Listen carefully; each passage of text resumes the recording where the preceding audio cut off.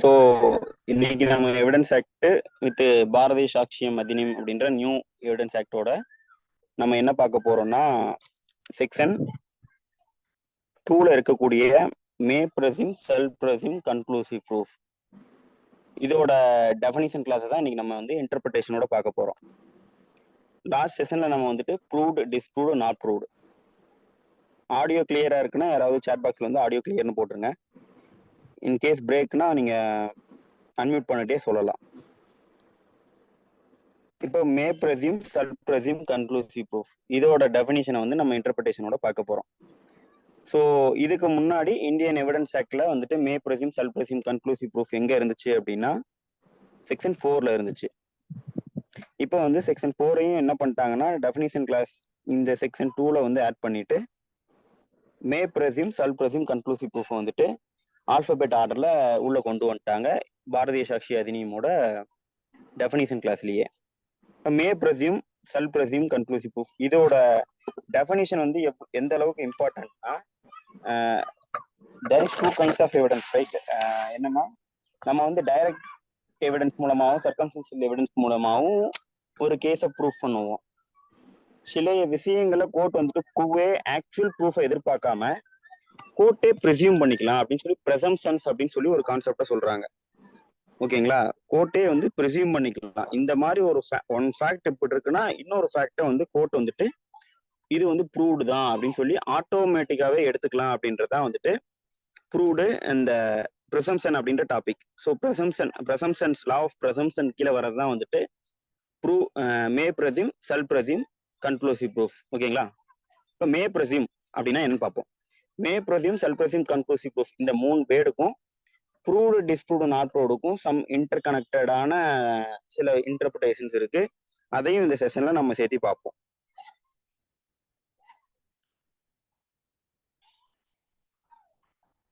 Background noise இருக்குங்களா? Okay, ஒரே நிமிஷம். ரொம்ப கேக்குதா? இல்ல சார், கொஞ்சம் மைல்டா தான் இருக்கு. பட் நீங்க பேசும்பொழுதும் கூடவே பேரலா அதுவும் கேட்டுட்டே இருக்கு சார். இப்ப குவைட்டா இருக்கு. ஆனா நீங்க பேசும்போது பேக்ரவுண்ட் நாய்ஸ் கேக்குது சார். ஓகே ஓகே மேம், கொஞ்சம் இருங்க, ஒரே நிமிஷம். ஐ திங்க் ஃபேன் ஓடுற சவுண்டா இருக்கும்னு நினைக்கிறேன் சார். என்னன்னு பாருங்க. ஓகேங்க சார், ஓகே.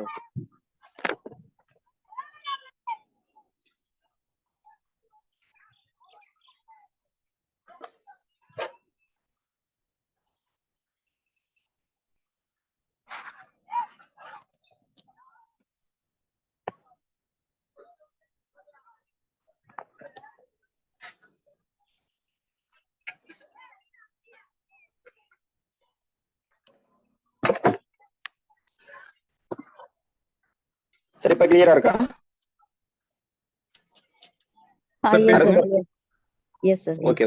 ஓகே நான் கண்டினியூ பண்றேன். ஸோ இப்போ வந்துட்டு may presume self presume conclusive proof இதை தான் நம்ம பார்க்க போறோம். ஃபர்ஸ்ட் மே பிரசிம் வந்து பாரதிய சாட்சி அதிநியம்ல பாத்தீங்கன்னா 2Hல இருக்கு. ஸ்கிரீன்ல வந்து ஷேர் ஆகுது, பாத்துக்கோங்க. 2H இருக்கு. ஸோ வந்து இப்போ நான் வந்து 2H படிக்க போறேன். May presume whenever it is provided by this அதிநியம். அதிநியம் மீன்ஸ் ஆக்ட் தான் வந்து அதிநியம் அப்படின்னு சொல்றாங்க. இப்போ பாரதிய சாட்சிய அதிநியம் சொல்றோம். இதே வந்து இது சிஆர்பிசி என்னன்னு சொல்றோம்னா பாரதிய நகரிக் சுரக்ஷா சங்கீதா அப்படின்னு சொல்றோம். அதே மாதிரி பாரதிய நியாய சங்கீதான்னு சொல்லிட்டு ஐபிசியை சொல்றோம். சங்கீதா மீன்ஸ் கோடு. ஓகேங்களா? கோடிஃபைட் லாவெல்லாம் மென்ஷன் பண்ணும்போது சங்கீதா அப்படின்னு மென்ஷன் பண்றாங்க. கோடுன்றதை மென்ஷன் பண்றதுக்காக சங்கீதான்ற வேர்டு யூஸ் பண்றாங்க. ஆக்டுக்கு ஈக்குவலண்டா யூஸ் பண்ற வேர்டு தான் அதிநியம். அதான் மே பிரதிம்ல என்ன சொல்றாங்கன்னா whenever it is provided by this அதிநியம். Adhiniyam is this act. இந்த சட்டத்துல எங்கேயாவது வந்து ப்ரொவைட் பண்ணிருந்தாங்க அப்படின்னா that the court may presume a fact. It may either regard such fact as proved. எங்கேயாவது இந்த அதிநியம்னா இந்த ஆக்ட்ல எங்கேயாவது கோர்ட் வந்து ஒரு விஷயத்த மே ப்ரெசியூம் பண்ணிக்கலாம் அப்படின்னு சொல்லியிருந்தாங்கன்னா கோர்ட் என்ன பண்ணலாம்னா it may either record such fact as proved. அந்த ஃபேக்டை என்ன கோர்ட் எடுத்துக்கலாம்னா ப்ரெசியூம் பண்ணிக்கலாம்னு சொல்லிட்டாங்கன்னா அந்த ஃபேக்டே ப்ரூவ் ஆயிடுச்சு அப்படின்னு எடுத்துக்கலாம். Unless and until it is disproved. அதை வந்து டிஸ்ப்ரூவ் பண்ற வரைக்கும் என்னவா நம்ம எடுத்துக்கலாம்னா ப்ரூவ்டுன்னு எடுத்துக்கலாம். Or may call for proof of it அப்படின்றாங்க. வேற என்ன பண்ணலாம்னா வேற ஏதாவது ஒரு ப்ரூஃபையும் கேட்கலாம். ஸோ 2 விஷயம் பண்ணலாம். ஒன்னு, கோர்ட்டே வந்து ஒரு விஷயத்த வந்து மே ப்ரெசியூம் இந்த ஆக்ட்ல எங்கேயாவது மே ப்ரெசியூம்னு மென்ஷன் ஆயிருந்துச்சுன்னா அந்த ஃபேக்டை வந்து நம்ம ப்ரூவ்னு எடுத்துக்கலாம். ஆர் வந்துட்டு வேற என்ன பண்ணலாம்னா இதை வந்து வேற ஏதாவது என்ன ப்ரூஃப் மூலமா ப்ரூவ் பண்ணுங்க அப்படின்னு சொல்லி கேட்கலாம். இப்படி ப்ரூவ்டுன்னு கோர்ட் எடுத்துக்கலாம்னு ஒரு ஆப்ஷன் கொடுத்துருந்தாலுமே கூட ப்ரூவ்டுன்னு கோர்ட் எடுத்துக்கிச்சுன்னா அதை வந்து டிஸ்ப்ரூவ் பண்ற வரைக்கும் unless until it is disproved அது வரைக்கும் தான் ப்ரூவ்டுன்னு எடுத்துக்க முடியும். அப்ப அதர் சைடு என்ன பண்ணலாம்னா அது என்ன பண்ணிக்கலாம், ரிபட்டல் பண்ணிக்கலாம். ஸோ மே ப்ரெசியூம் அப்படின்றது இந்த இதுல படிக்கிறது இருந்து என்ன தெரியுதுன்னா மே ப்ரெசியூம் அப்படின்றது ஒரு ரிபட்டபிள் ப்ரெசம்ஷன்.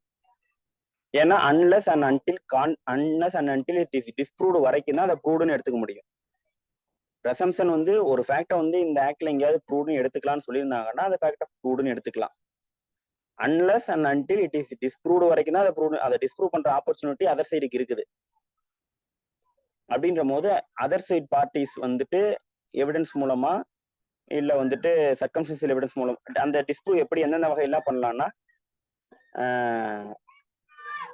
என்ன சொல்றது, டைரக்ட் எவிடன்ஸ் மூலமா பண்ணலாம், சர்க்கம்ஸ்டன்ஷியல் எவிடன்ஸ் மூலமா டிஸ்ப்ரூவ் பண்ணலாம், இல்லைன்னா எக்ஸ்பிளனேஷன் 313 கொஸ்டின் இருக்கு இல்லையா, 313 கொஸ்டினிங்ல கேட்கக்கூடிய அந்த கொஸ்டின் 313 கொஸ்டினிங் ஆல்ரெடி போன செஷன்லேயே சொல்லியிருக்கேன்.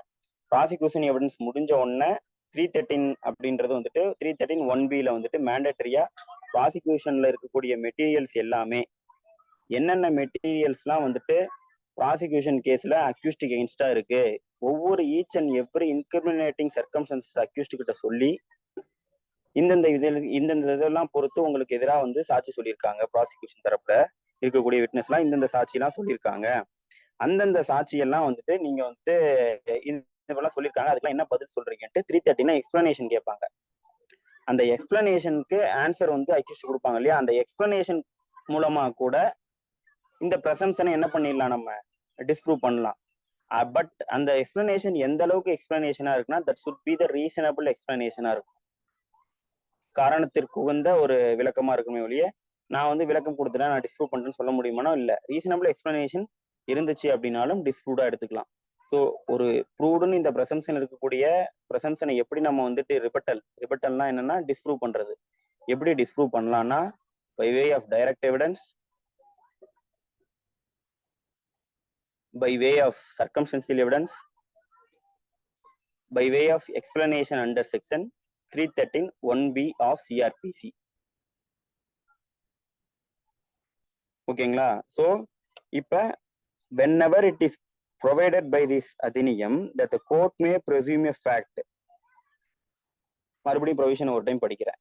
இந்த அதினியம்ல எங்கேயாவது வந்துட்டு கோர்ட் வந்து மே பிரசியூம் அப்படின்ற வார்த்தையை நல்லா மைண்ட்ல வச்சுக்கோங்க. மே பிரசியூம் ஏ ஃபேக்ட் அப்படின்னு இருந்துச்சுன்னா அப்ப கோர்ட் என்ன பண்ணலாம், ஏன்னா எவிடன்ஸ் ஆக்ட்ல போனீங்கன்னா எந்தெந்த இடத்துல மே பிரசியூம் அப்படின்ற வார்த்தை யூஸ் பண்ணிருப்பாங்கன்னா நோட் பண்ணிக்கோங்க. மே பிரசியூம் எந்தெந்த ப்ரொவிஷன்ல இருக்குன்னு சொல்லிடுறேன். அந்த ப்ரொவிஷன்ல எல்லாம் உள்ள போய் பாத்தீங்கன்னா may presume, court may presume, the court may presume அப்படின்ற வார்த்தை யூஸ் பண்ணிருப்பாங்க. அதனாலதான் வந்து whenever it is provided by this அதினியம்னு சொல்லியிருக்கான். இந்த அதினியம்ல எங்கேயாவது எங்கெங்கெல்லாம் மே பிரசியூம்னு சொல்லியிருக்காங்களோ அங்கெங்கெல்லாம் கோர்ட் வந்துட்டு என்ன பண்ணலாம், கோர்ட் வந்து ப்ரூவ்டுன்னு ஒரு விஷயத்தை எடுத்துக்கலாம். Or call for proof of it, இல்ல எனக்கு வேற ப்ரூஃப் வேணும்னு கேட்கலாம். அப்ப கோர்ட்டுக்கு 2 டிஸ்கிரிஷன் இருக்கு. கோர்ட் வந்து அந்த ஃபேக்டை ப்ரூவ்டும் எடுத்துக்கலாம், இல்ல வந்துட்டு or call for proof of it, நான் வேற எனக்கு இந்த இதெல்லாம் பத்தாது, it's not sufficient for the court take that, இது வந்துட்டு ப்ரூவ்டுன்னு என்னால எடுத்துக்க முடியாது, இது எனக்கு பத்தாது, எனக்கு சம் அதர் எவிடன்ஸ் வேணும் அப்படின்னால கோர்ட் என்ன பண்ணலாம், call for proof of it. So கோர்ட்டுக்கு மே ப்ரொசியூம்னு எங்கெங்கெல்லாம் எவிடன்ஸ் ஆக்ட்ல கொடுக்குறாங்களோ அங்கெங்கெல்லாம் டிஸ்கிரிஷன் இருக்கு.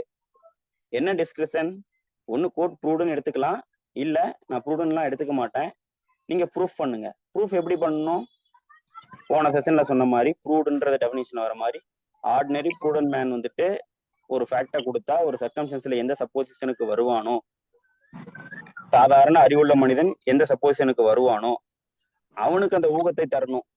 ஓகேங்களா? அவனுக்கு அந்த ஊகத்தை தர மாதிரி இருந்துச்சு அப்படின்னா, அந்த ஊகம் வந்து ப்ராபபிளான ஊகமா இருந்துச்சு அப்படின்னா அதை வந்து ப்ரூவ்டுன்னு எடுத்துக்கலாம்னு சொன்னோம்ல, அந்த லெவலுக்கு ப்ரூஃபை எதிர்பார்க்கலாம்.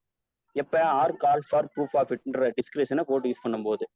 இல்ல எனக்கு வந்து நான் ப்ரூஃப் எனக்கு நீங்க வந்து ப்ரூவ்டுன்ற டெஃபினிஷன் மாதிரிலாம் தேவையில்லை அப்படின்னா கோர்ட்டு 2 ஆப்ஷன், ஃபர்ஸ்ட் ஆப்ஷனை யூஸ் பண்ணி என்ன எடுத்துக்கலாம், கோர்ட்டே ஆட்டோமேட்டிக்கா அந்த விஷயத்த அந்த ஃபேக்டை ப்ரூவ்டுன்னு எடுத்துக்கலாம். அதுதான் மேல வந்து 2 இது கொடுத்துருக்காங்க. ஸோ அந்த ப்ரூவ்டுன்னு சொல்லியிருந்தா அதை வந்து ப்ரூவ்டுனே தான் கோர்ட் எடுத்துக்கணுமானா இல்ல, கோர்ட்டுக்கு வந்துட்டு 2 ஆப்ஷன் இருக்கு மே ப்ரொசீம்ல, ப்ரூவ்டும் எடுத்துக்கலாம், ப்ரூஃபும் கேட்கலாம். இன்கேஸ் கோர்ட் வந்து ஃபர்ஸ்ட் ஆப்ஷனை சூஸ் பண்ணுது, நான் வந்து ப்ரூவ்டுன்னு எடுத்துக்கிறேன், நான் வந்து ப்ரூவ்டுன்னு எடுத்துக்கிறேன் அப்படின்னு சொல்லி, சார் ஹரிகிருஷ்ணா சார் ஏதாவது டவுட்டுங்களா?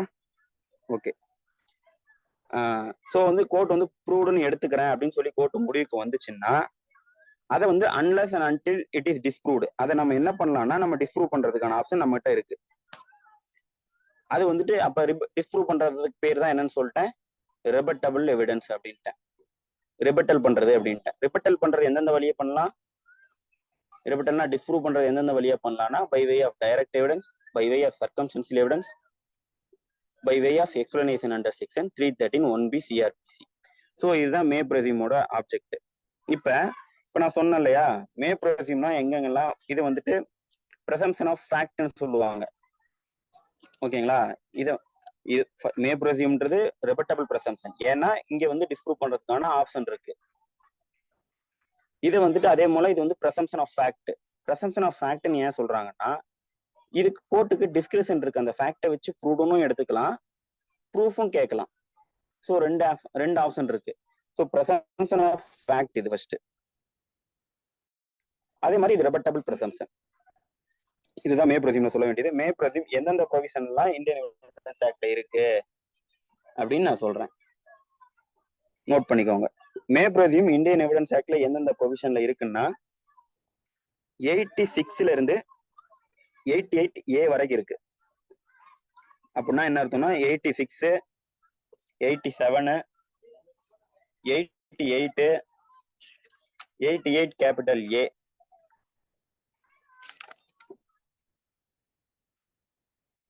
அடுத்தது 90, 90A,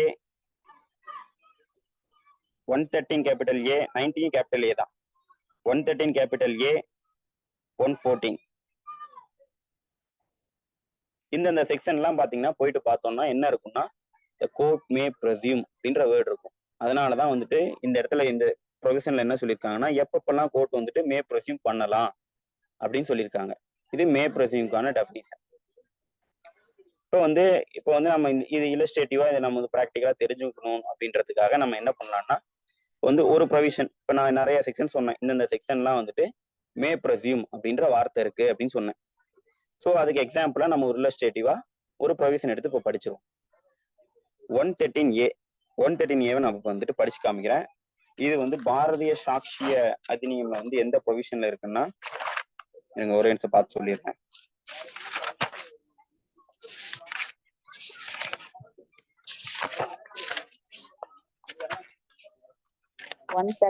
sir. 117 அரசு சார் 117 ஷேர் பண்ணுங்க சார்.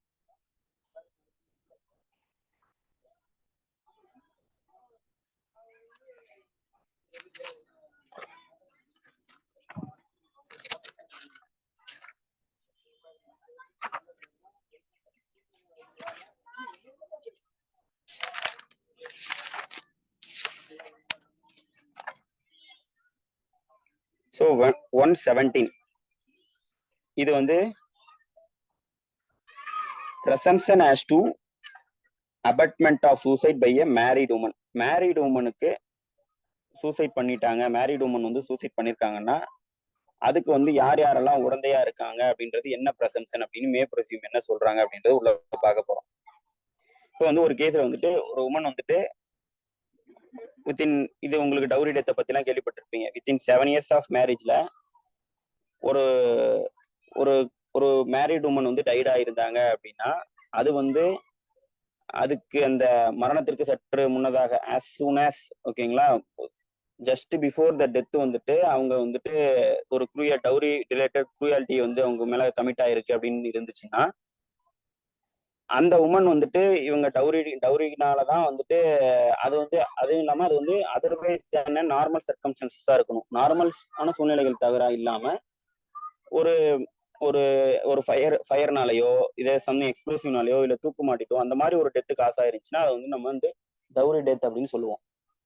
சரிங்களா? இப்போ வந்துட்டு டவுரி டெத் அப்படின்றது வந்துட்டு இந்த பிரசம்ஷன் வந்துட்டு 113B இருக்கு. இப்ப இதே போல ஒரு மேரிட் உமன் சூசைட் பண்ணிட்டாங்க அப்படின்னா அந்த சூசைட் பண்ணதுக்கு யார் யாரெல்லாம் அபார்ட்மெண்ட்டா இருந்திருப்பாங்க அப்படின்றத பத்தி ஒரு பிரசம்ஷன் தான் வந்துட்டு 113A.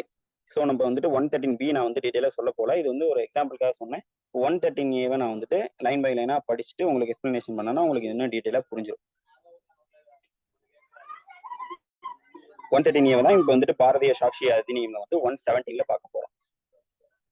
When the question is whether commission of the suicide by a woman had been abetted by her husband. ஒரு கேஸ்ல என்ன கொஸ்டின் இருக்குன்னா, ஒரு உமன் வந்து சூசைட் பண்ணிருக்காங்க. அந்த சூசைடுக்கு வந்துட்டு husband or relative of her ஹஸ்பண்டோ இல்ல வந்து அந்த ஹஸ்பண்டோட ரிலேட்டிவ்ஸோ தான் வந்துட்டு அந்த சூசைடுக்கு வந்துட்டு காரணமா இருந்திருக்காங்களா, உடந்தையா இருந்திருக்காங்களா அப்படின்றது ஒரு கேஸ்ல கொஸ்டினா இருந்திருக்கு.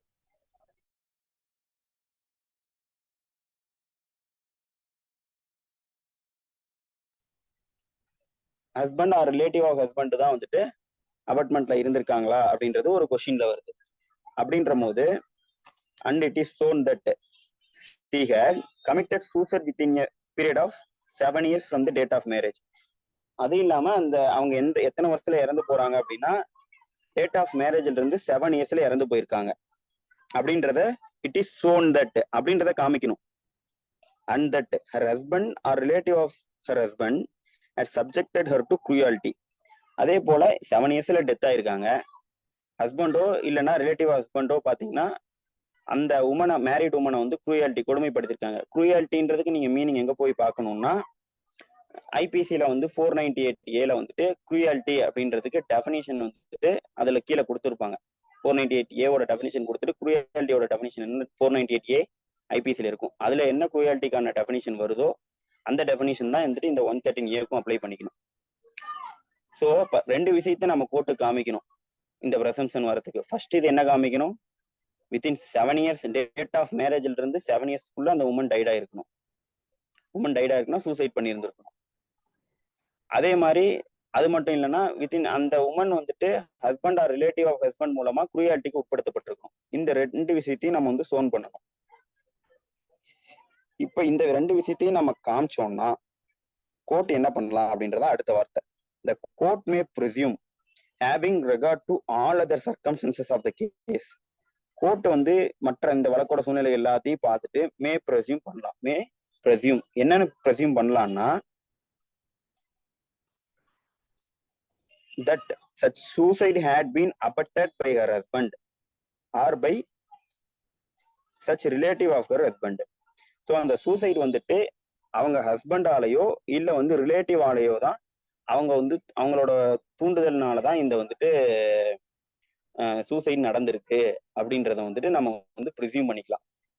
ப்ரிசியூம் பண்ணிக்கலாம்னா என்ன ஆப்ஷன் கோர்ட்டுக்கு இருக்கு, இந்த இடத்துல லாஸ்ட் லைன் என்ன கொடுத்துருக்காங்க, லாஸ்ட்ல இருந்து 3வது லைன்ல என்ன கொடுத்துருக்காங்க 117ல த கோர்ட் மே ப்ரிசியூம். அதை தான் நம்ம வந்து செக்ஷன் எந்த செக்ஷன்ல பார்த்தோம்னா செக்ஷன் 2 ஆஃப் பாரதிய சாட்சி அதிநியம்ல பார்த்தோம்.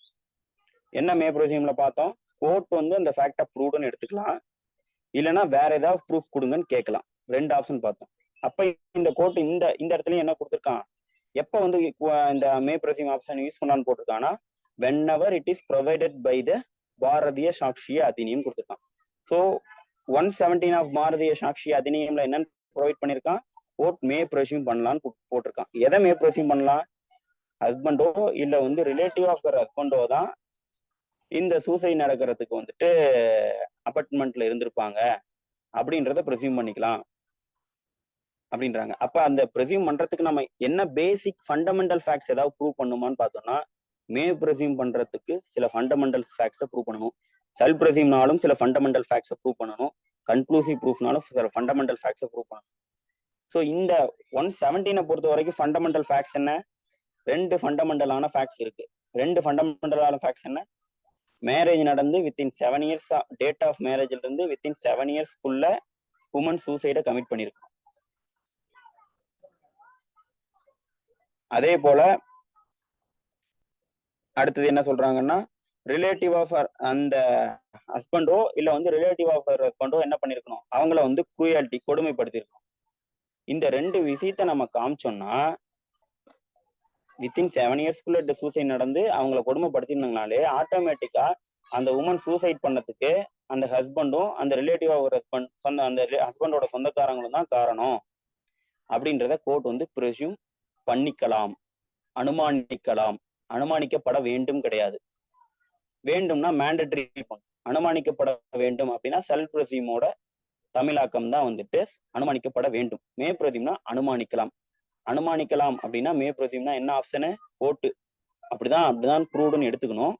இல்லைன்னா இல்ல எனக்கு வந்து இதெல்லாம் பத்தாது, நீங்க இந்த 7 இயர்ஸ் மேரேஜ் காமிச்சிடுறீங்க, குரூயாலிட்டி நடந்துச்சுன்னு காமிச்சிடுறீங்க, இதை காமிச்சாலாம் எனக்கு பத்தாதுப்பா, உண்மையாலுமே இவங்க அபார்ட்மெண்ட்னாலதான் இவங்க இறந்தாங்களா அப்படின்னு எனக்கு ப்ரூவ் பண்ணுங்கன்னு சொல்லிட்டு கோர்ட் வந்து வேற எவிடன்ஸ் மூலமாவும் ப்ரூவ் பண்ண சொல்லி கேட்கலாம். அது எப்படி முடிவு பண்றது, எந்த கேஸ்ல வந்துட்டு கோர்ட் டிஸ்கிரிப்ஷனை யூஸ் பண்ணி ப்ரூவ்டுன்னு எடுத்துக்கலாம், எந்த கேஸ்ல வந்து ப்ரூவ்டுன்னு எடுத்துக்காம வந்துட்டு எனக்கு வந்து நீங்க வந்து வேற ஏதாவது வந்துட்டு எனக்கு ஒரு வந்துட்டு ப்ரூஃப் கொடுங்க அப்படின்னு சொல்லி கேட்கலாம், எந்த கேஸ்ல வந்து ஆட்டோமேட்டிக்காக ப்ரூவ்டுன்னு எடுத்துக்கலாம் அப்படின்றது ஈச் கேஸோட ஃபேக்ட்ஸ் அண்ட் சர்க்கம்ஸ்டன்ஸை பார்த்துட்டு கோர்ட்டுக்கு இருக்கக்கூடிய ஒரு மிகப்பெரிய வெப்பன்னு கூட சொல்லலாம். ப்ரூவ்டுன்னு எடுத்துக்கிட்டா அந்த கேஸே வந்துட்டு முடிஞ்சு, பர்டன் வந்து அக்யூஸ்ட் மேல ஷிஃப்ட் ஆயிரும். அவர் மேல இருக்கக்கூடிய ப்ராசிக்யூஷன் மூலமா அவங்களுக்கு மேல இருக்கக்கூடிய வந்துட்டு அஃபென்ஸ் அவங்க கமிட் ஆயிட்டாங்கன்னு முடிவாயிரும். அப்படின்ற போது பர்டன் வந்து அக்யூஸ்ட் தான் வந்து இனிமேல் வந்து அதை டிஸ்ப்ரூவ் பண்ணணும். இப்போ ப்ரூவ்டுன்னு எடுத்துக்கிட்டாச்சு, ஆமா 7 இயர்ஸ் ஆஃப் வித்தின் 7 இயர்ஸ்க்குள்ள காமிச்சிட்டாங்க, ஹஸ்பண்டோ ரிலேட்டிவ் ஹஸ்பண்டும் அந்த சூசைடு அந்த உமனை வந்து கொடுமைப்படுத்திருக்காங்கன்னு காமிச்சிட்டாங்க. இப்போ கொடுமைப்படுத்திட்டாங்க, இந்த 2 விஷயத்தையும் காமிச்சிட்டாங்க, கோர்ட் ப்ரூவ்டுன்னு எடுத்துக்கிச்சு, ஃபர்ஸ்ட் ஆப்ஷனை சூஸ் பண்ணிருச்சு. அப்ப அதை டிஸ்ப்ரூவ் பண்ண வேண்டிய வேலை யாரு, அக்யூஸ்ட் டிஸ்ப்ரூவ் பண்ணலாமான்னா ப்ரூவ் பண்ணலாம், டிஸ்ப்ரூவ் பண்ணலாம். அதை தான் செக்ஷன் 2ல என்ன சொன்னாங்க அப்படின்னா unless and until it is disproved அப்படின்றாங்க. ஸோ அப்போ வந்து இல்ல இந்த ப்ரெசம்ஷனை கோர்ட் யூஸ் பண்ணியிருந்தா கூட நான் வந்து இதை வந்து நான் டிஸ்ப்ரூவ் பண்றேன்னு சொல்லிட்டு டிஸ்ப்ரூவ் பண்றதுக்கு எவிடன்ஸ் விட்டாங்க அப்படின்னா அந்த ப்ரெசம்ஷன் வந்துட்டு முடிஞ்சிடும். அந்த இதோட வந்து டிஸ்ப்ரூவ் பண்ணிட்டனால அந்த ப்ரெசம்ஷன் வந்து அதோட முடிஞ்சு போயிடும். ஸோ ப்ரெசம்ஷனை நம்ம வந்துட்டு யூஸ் பண்ணணும்னா இட்ஸ் டபுள்-எட்ஜ் வெப்பன் தான். ரெண்டு ஆப்ஷன் நேம் ப்ரெஸ்யூமை பொறுத்த வரைக்கும் கோர்ட்டுக்கு 2 ஆப்ஷன், நீ இப்படியும் எடுத்துக்கலாம் அப்படியும் எடுத்துக்கலாம், ப்ரூவ்டுன்னு எடுத்துக்கலாம், ப்ரூஃப் இல்ல பத்தாதே எனக்கு ப்ரூஃப் கொடுன்னு கேட்கலாம். ப்ரூவ்டுன்னு எடுத்துக்கிட்டா என்ன பண்ணணும், unless and until it is disproved வந்துட்டு அதை ப்ரூவ்டுன்னு எடுத்துக்கலாம். அப்போ டிஸ்ப்ரூவ் பண்ற இதே அதர் சைடு வந்து என்ன பண்ணணும், ப்ராசிக்யூஷன் சைடு ப்ரூவ்டுன்னு சில ஃபேக்ட்ஸ் எடுத்துக்கிட்டோம்னா அந்த வித டிஸ்ப்ரூவ் பண்ற பர்டன் வந்து அக்யூஸ்ட் மேல ஷிஃப்ட் ஆயிரும். இது மே ப்ரெஸ்யூம்க்கு ஒரு இல்லஸ்ட்ரேட்டிவான சர்க்கம்ஸ்டன்சஸ். இதுல இப்ப வந்து வேற எங்கெங்கெல்லாம் மே ப்ரெஸ்யூம் வரும் அப்படின்னா இந்த மாதிரி ஒரு ஸ்பெசிஃபிக்கான ஒரு அஃபென்ஸுக்கு வந்துட்டு abetment by suicide of married உமன்றது ஒரு ஸ்பெசிஃபிக்கான அஃபென்ஸ். இது இந்த மாதிரி ஒரு ஸ்பெசிஃபிக் அஃபென்ஸ் இல்லாம வேற எங்கேயாவது ஜென்ரலாவே எல்லா கேஸ்லயுமே ப்ரெசம்ப்ஷன் யூஸ் பண்ற மாதிரி மே ப்ரெஸ்யூம் யூஸ் பண்ற மாதிரி ஏதாவது ப்ரொவிஷன் இருக்கானா இருக்கு. அந்த ப்ரொவிஷன்னா என்னன்னா 114 ஆஃப் இந்தியன் எவிடன்ஸ் ஆக்ட். அதை வந்துட்டு இந்த பாரதிய சாட்சி அதிநியம்ல பாத்தீங்கன்னா 119 ஆஃப் பாரதிய சாட்சி அதிநியம்ல மே ப்ரெஸ்யூம் எலாபரேட்டா சொல்லி எந்தெந்த மாதிரி சூழ்நிலைகள்ல நம்ம வந்து கோர்ட் வந்து மே ப்ரெஸ்யூம் பண்ணலாம் அப்படின்னு சொல்லியிருப்பாங்க. அதை வந்து நான் வந்து 114 எடுக்கிறப்ப டீட்டெயிலாக போறேன். ஏன்னா 114 எடுத்தனாலே வந்துட்டு ஒரு 1 hour போயிடும். ஸோ மே ப்ரெஸ்யூம் அப்படின்றது என்ன அவுட்லைன் தெரிஞ்சிருச்சு. மே ப்ரெஸ்யூம் எந்தெந்த ப்ரொவிஷன்ல யூஸ் பண்றாங்கன்னு சொல்லியாச்சு. எந்தெந்த ப்ரொவிஷன்ல யூஸ் பண்றாங்கன்னு நான் திரும்ப ஒரு டைம் ரிப்பீட் பண்ணிடுறேன். 86, 87, 88A, 90, 90A, 113A, 114. மியர் இப்ப இந்த மே ப்ரெஸ்யூம்ன்ற வார்த்தை இந்தியன் எவிடன்ஸ் ஆக்ட்ல இருக்கக்கூடிய மே ப்ரெஸ்யூம்ஸ்க்கு மட்டும்தான் அப்ளிகபிள் ஆகுமானா இல்ல, மே ப்ரெஸ்யூம்னு வேற ஏதாவது ஒரு ஸ்பெஷல் எனாக்ட்மெண்ட்ஸ் இல்ல மைனர் ஆக்ட்ஸ் எதுல மே ப்ரெஸ்யூம் அப்படின்ற வார்த்தை யூஸ் பண்ணாலும் நீங்க இந்த டெஃபினிஷனை யூஸ் பண்ணி அந்த மே ப்ரெஸ்யூமை இன்டர்பிரிட்டேஷன் கொடுத்துக்கலாம். ஸோ மே ப்ரெஸ்யூம்ன்றது கோர்ட்ல நிறைய கேசஸை வந்துட்டு அதுக்கான சொல்யூஷன் கண்டுபிடிக்கிறதுக்கு ப்ராப்பரா யூஸ் பண்றதுக்கு மே ப்ரெஸ்யூம் ரொம்ப ரொம்ப ரொம்ப ரொம்ப ஒரு முக்கியமான ஒரு ப்ரொவிஷன். ஏன்னா கோர்ட்டுக்கு டிஸ்கிரிப்ஷன் இருக்கு, 2 ஆப்ஷன் மே ப்ரெஸ்யூம் இருந்துட்டா. 114ல அந்த பவரை வந்து இன்னும் எலாபரேட் பண்ணி கொடுத்துருப்பாங்க, மே ப்ரொசியூமோட பவரை. 114 இதை நீங்க கிளாஸ் முடிஞ்சவனு கூட ஓனா கூட படிச்சு பாருங்க. அதுல என்ன சொல்லியிருப்பான்னா 114க்கு வந்து 4 கீவேர்டு. இந்த 4 கீவேர்டை வச்சுட்டு அந்த ப்ரொவிஷன் ஒரு ஹியூமன் கான்டாக்டை வச்சு மே ப்ரொசியூம் பண்ணலாம், ஒரு மனிதனோட நடத்தையை வச்சு. Human contact, common course of natural events போன கிளாஸ்லேயே சொல்லியிருப்பேன், திரும்ப கூட நான் ரிப்பீட் பண்றேன். Human contact, common course of natural events, public or private business. So சாதாரண ஒரு ஹியூமன் கான்டாக்ட் மூலமா இது இப்படிதான் அப்படின்னு, common course of natural events மூலமா இது இப்படிதான் அப்படின்னு கோர்ட் மே ப்ரொசீட் பண்ணலாம். இல்ல நான் இப்படிதான்லாம் முடிவெடுக்க மாட்டேன், நான் வந்துட்டு நீங்க வேற ஏதாவது ப்ரூஃப் கொடுத்து ப்ரூவ் பண்ணுங்க அப்படின்னு கேட்கலாம். ஃபார் இல்லஸ்ட்ரேட்டிவா மே ப்ரொசீமுக்கு 114 இருக்கக்கூடிய ஒரே ஒரு இல்லஸ்ட்ரேஷன் மட்டும் சொல்றேன். இப்போ வந்து நம்ம வந்துட்டு நான் வந்து ஒரு அடகு கடை வச்சிருக்கேன். அடகு கடை இல்லைன்னா வந்து நகையை வந்து பழைய நகைகள்லாம் வாங்கி வச்சிருக்கக்கூடிய ஒரு வாங்குற தொழில் பண்றேன். என்னோட கடையில வந்துட்டு என்ன இருக்குன்னா ஒரு திருட்டு நகை இருக்கு, அதை போலீஸ் வந்து ரெக்கவரி பண்றாங்க. ஓகேங்களா? இப்ப கோர்ட்டுக்கு ஒரு பிரசம்ஷன் இருக்கு. நார்மலா என்ன, இப்ப ஆர்டினரி ஹியூமன் கான்டாக்ட் என்னன்னா, நார்மலா நம்ம ஒருத்தங்களோட கையில ஒரு திருட்டு நகை இருந்துச்சு அப்படின்னா நம்ம என்ன நினைப்போம்? அவன் தான் திருடன்னு நினைப்போம். ஹியூமன் கான்டாக்ட் என்ன போவோம், இப்படிதான் இருக்கும், இவங்க தான் திருடனா இருப்பாங்க. ஏன்னா அஃபர்ஸ் நடந்து 1/2 hourல வந்து இங்க வந்துட்டு அப்ப நீ தான் திருடி வச்சிருப்ப அப்படின்னு சொல்லி ஒரு பிரசம்ஷன் வரும், மே ப்ரொசீம். அனுமானிக்கலாம் கோர்ட்டு. இந்த கோர்ட் வந்து இப்படி அனுமானிக்காமலே இருந்து வேற ஏதாவது ப்ரூஃப் கொடுங்கன்னு கேட்கலாம். இல்ல இவன் தான் திருடன்லாம் என்ன நம்ப முடியாது, அவர் கையில இருந்ததுனாலே இதெல்லாம் பத்தாது எனக்கு, வேற ஏதாவது ஒரு வகையில கூட அவருக்கு வந்துக்கலாம் சொல்லலாம். ஸோ இதை இன்னொரு ஃபேக்ட்ஸ் இதோடைய கோர்ட்டை வேற விஷயத்தையும் பார்த்துட்டு தான் இதை முடிவு பண்ணும். இன்னொரு விஷயம் அவர் இப்படி ஒரு எக்ஸ்பிளனேஷன் கொடுக்குறாரு, இல்ல நான் வந்து நகையை வந்துட்டு வாங்கி விற்கிற தொழில் செய்யறேன், எனக்கு இப்ப நான் ஒரு 10 நிமிஷத்துக்கு முன்னாடி தான் ஒருத்தர் வந்துட்டு அர்ஜென்ட்டா வந்து எனக்கு பணம் தேவைப்படுதுன்னு நகையை வந்து வித்துட்டு போனாரேன்ட்ட, அதனால நான் வச்சிருக்கேனே தவிர நான் வந்து இந்த நகையை திருடல அப்படின்னு சொல்றாரு. ஸோ இந்த பிரசம்ஷன் என்ன ஆயிடுச்சு, கோர்ட் வந்து இவரு தான் அப்படின்னு சொல்லி முடிவுக்கு வந்த பிரசம்ஷனு அது ஆப்போசிட்டா இன்னொரு விஷயம் மூலமா என்ன ஆயிடுச்சு, அது வந்து டிஸ்ப்ரூவ் ஆயிடுச்சு. ஸோ இந்த மாதிரி சூழ்நிலைகள்ல இல்ல நான் வந்து நகையை வாங்கி தான் வச்சனே தெரியல, நான் நகையை வந்து திருட்டு பொருள்னு தெரியாம நான் நகையை அவன் பண தேவை இருக்கனால வாங்கி வச்சனே தவிர பணத்தை கொடுத்துட்டு நான் வந்து ஒன்னும் திருட்டு நகையை வாங்கணுன்ற எண்ணமும் இல்லைன்னா வந்து நான் திருடிட்டையும் அந்த பொருளை வச்சிருக்கல அப்படின்ற பிரசம்ஷன் இருக்கு. ஸோ இந்த பிரசம்ஷன்லாம் இருந்து எழுதுனா சாதாரண மனித நடத்தை, ordinary human contact, common course of natural events, இயற்கையான வழியில் நடக்கக்கூடிய நடவடிக்கைகள். அடுத்தது பப்ளிக் ஆர் பிரைவேட் பிஸ்னஸ், பொது மற்றும் தனியார் நடவடிக்கைகள். ஸோ இந்த மாதிரி விஷயங்கள் இருந்து நம்ம நிறைய விஷயத்த வந்துட்டு மே ப்ரொசீம் பண்ணிக்கிட்டே இருக்கலாம். ஸோ இதுதான் வந்து மே ப்ரொசீமோட பேசிஸா வந்து நம்ம வந்து மே ப்ரொசீம்ல தெரிஞ்சுக்க வேண்டிய ஒன்று. இதே மாதிரி நம்ம ஒவ்வொரு ப்ரொவிஷன்லையும் போயிட்டு மே ப்ரொசீம் வந்தா 2 ஆப்ஷன். ஃபர்ஸ்ட் ஆப்ஷன் என்ன, ரொம்ப ரொம்ப முக்கியமான ப்ரொவிஷன், அதனாலதான் நான் நிறைய டைம் ரிப்பீட் பண்றேன். ஃபர்ஸ்ட் ஆப்ஷன் கோர்ட்டுக்கு எங்கெங்கெல்லாம் மே ப்ரொசீம்னு சொல்லியிருக்காங்களோ அங்கெல்லாம் 2 டிஸ்கிரிப்ஷன் இருக்கு. டிஸ்கிரிப்ஷன் பவரை வந்து கரெக்டா யூஸ் பண்ணா ஃபர்ஸ்ட் ஆப்ஷன் என்ன பண்ணலாம், கோர்ட் அந்த விஷயத்தை ப்ரூவ்டுன்னு எடுத்துக்கலாம். 2வது ஆப்ஷன் கோர்ட் வந்து இல்ல or call for proof of it. அரசா நீங்க அந்த இது செக்ஷன் 2க்கு போயிடலாம், ஸ்கிரீனை மாத்திருங்க. ஸோ வந்துட்டு இந்த மாதிரி நான் வந்து எனக்கு வேற ஏதாவது ப்ரூஃப் தேவை அப்படின்னு நம்ம வந்து கேட்டுக்கலாம். இதுதான் வந்துட்டு ப்ரூவ்டுன்னு எடுத்துக்கலாம், இல்லைன்னா வந்து ப்ரூஃப் கேட்கலாம். இன்கேஸ் ப்ரூவ்டுன்னு எடுத்துக்கிட்டா அது வந்து ப்ரூவ்டுனே தான் வச்சுக்கணுமா அப்படின்னா இல்ல, unless until it is disprove வரைக்கும் தான். அப்ப டிஸ்ப்ரூவ் பண்ணக்கூடிய ஆப்ஷன் எந்த சைடுக்கு ஃபேவரா நம்ம அந்த ஃபேக்டை ப்ரூவ்டு எடுத்துக்கணுமோ அதுக்கு அதர் சைடுக்கு டிஸ்ப்ரூவ் பண்ணக்கூடிய ஆப்ஷன் இருக்கு. இது வந்துட்டு ரிபட்டபிள் பிரசம், அதனாலதான் டிஸ்ப்ரூவ் பண்ணக்கூடிய ஆப்ஷன் இதுல கொடுத்துருக்கறனாலதான் இதை நம்ம என்னன்னு சொல்றோம்னா ரிபட்டபிள் பிரசம்ஸ்ன்னு சொல்றோம். அதே மாதிரி இந்த ப்ரூவ்டுன்னு நம்ம எடுத்தவொடனே எடுத்துக்கிட்டோமானா இல்ல, we have அந்த ஃபண்டமெண்டல்ஸ் ஃபேக்ட்ஸை ப்ரூவ் பண்ணணும். ஒரு ஃபேக்டை வந்து ப்ரூவ்டுன்னு எடுத்துக்கிட்டோம்னா சம் ஃபண்டமெண்டல்ஸ் ப்ரூவ் பண்ணணும். நான் முன்னையே சொன்ன மாதிரி அந்த சூசைடு, மேரிட் உமன் சூசைடு அந்த கேஸ்ல பாத்தீங்கன்னா அந்த வித்தின் 7 years ஆஃப் சூசைடு, அந்த டேட் ஆஃப் மேரேஜ்ல இருந்து சூசைடு வந்து 7 வருஷத்துக்குள்ள நடந்திருக்கும்.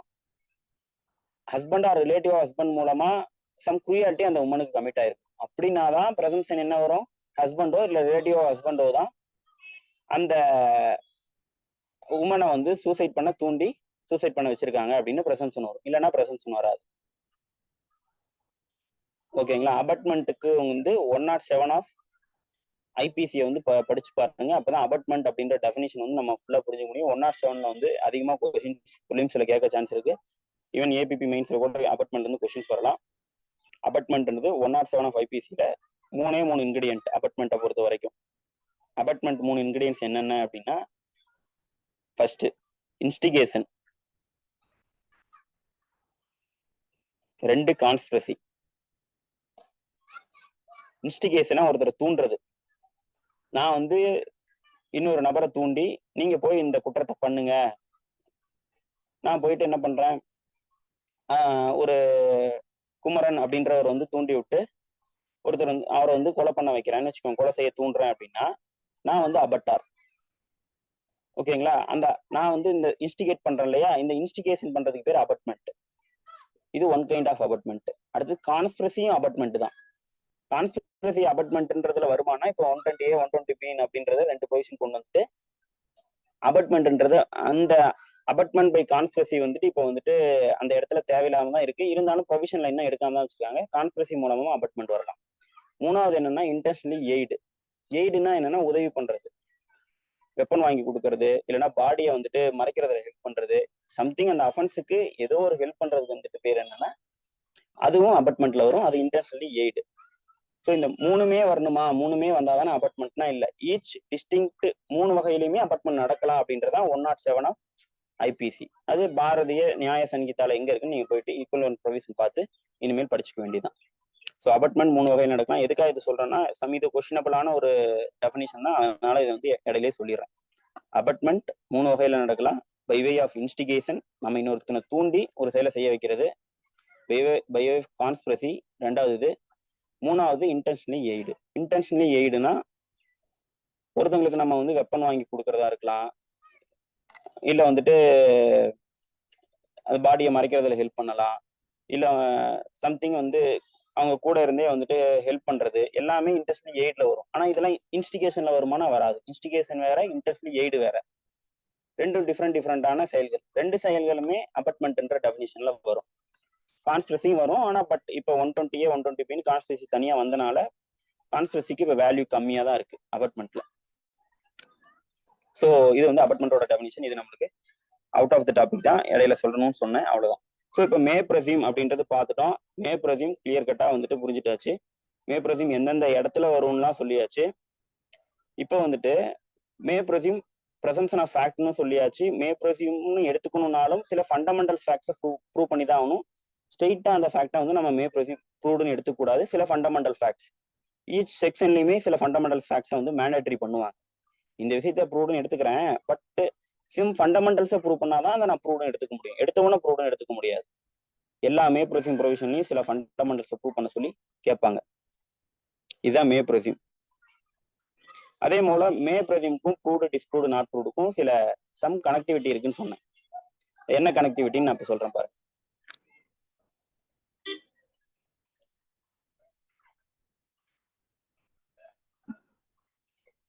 என்ன கனெக்டிவிட்டினா, இந்த ப்ரூவ்டு டிஸ்ப்ரூவ்டு நாட் ப்ரூவ்டு அப்படின்றதுல பாத்தீங்கன்னா இந்த மே பிரசியூம் அப்படின்ற டெஃபினேஷன் வந்து 2Hல பாக்குறோமா. என்ன பாக்குறோம்? whenever it is provided by this adhiniyam that the court may presume a fact.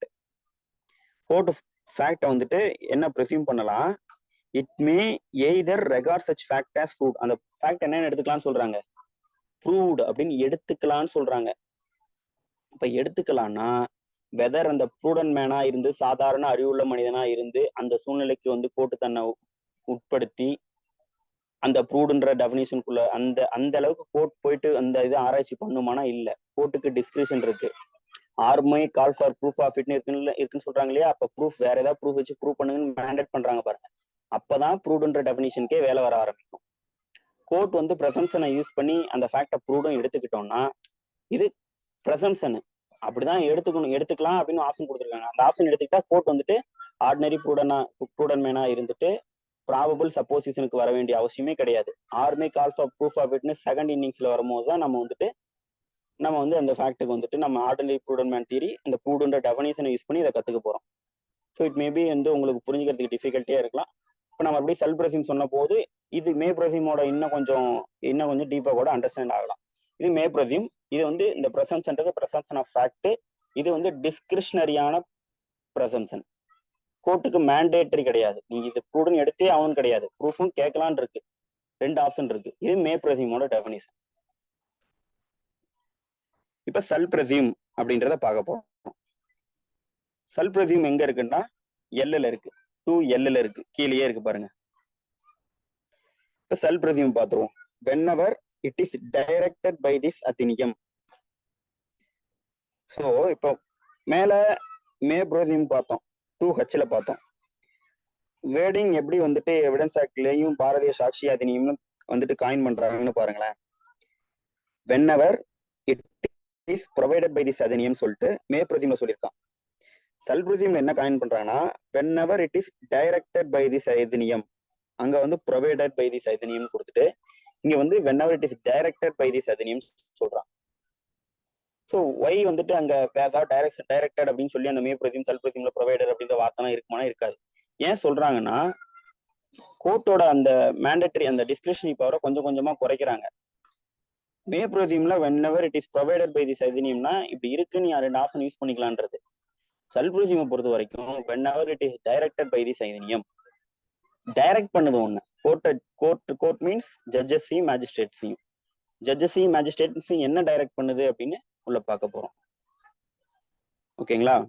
இப்போ வந்துட்டு whenever it is directed by this அதிநியம், அதிநியம் மீன்ஸ் ஆக்ட் ஆல்ரெடி சொல்லிட்டேன். that the court shall presume a fact. court shall presume a fact. முன்ன என்ன பார்த்தோம்? the court may presume a fact அப்படின்னு பார்த்தோம் மே presumeல. இங்க shall presume a fact. So அப்ப இந்த அதிநியம் இந்த ஆக்ட்ல எங்கெங்கெல்லாம் வந்துட்டு நீங்க வந்து செல் பிரசியூம் பண்ணணும் அப்படின்னு சொல்லி டைரக்ட் பண்ணுதோ Indian evidence act, whenever it is direct பண்ணுதோ, டைரக்டட் பை திஸ் அதிநியம்னா எந்தெந்த இடத்துல எல்லாம் இந்த ஆக்ட்ல வந்து செல் பிரசியூம் எ ஃபேக்ட் அப்படின்னு சொல்லிட்டு கோர்ட்டே டைரக்ட் இந்த ஆக்டே டைரக்ட் பண்ணுதோ கோர்ட்டை, அங்கெல்லாம் என்ன பண்ணுனா it's sell record such fact as proved.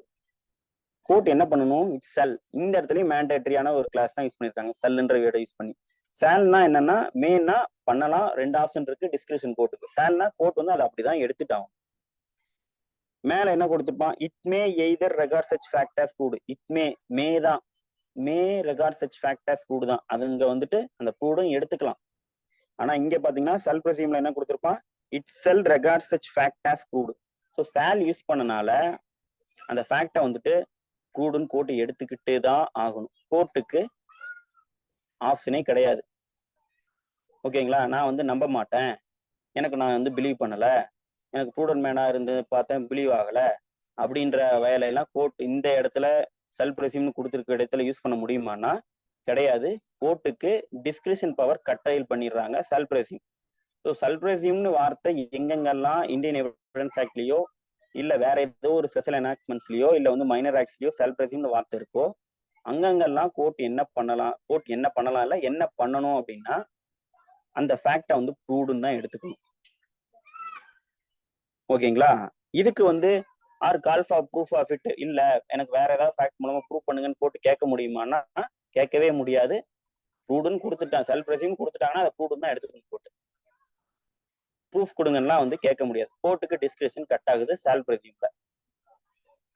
So இது வந்து ஓகே செல் பிரசிம் எடுத்தாச்சு, அதர் சைட் டிஸ்ப்ரூவே பண்ண முடியாதா அப்படின்னா இந்த ஃபேக்டும் ரிபட்டபிள் பிரசம்ஷன் தான். இந்த செல் பிரசிமும் ரிபட்டபிளான பிரசம்ஷன் தான். ஏன்னா பின்னாடி கொடுத்துருக்காங்க it shall record such fact as proved unless and until it is disproved.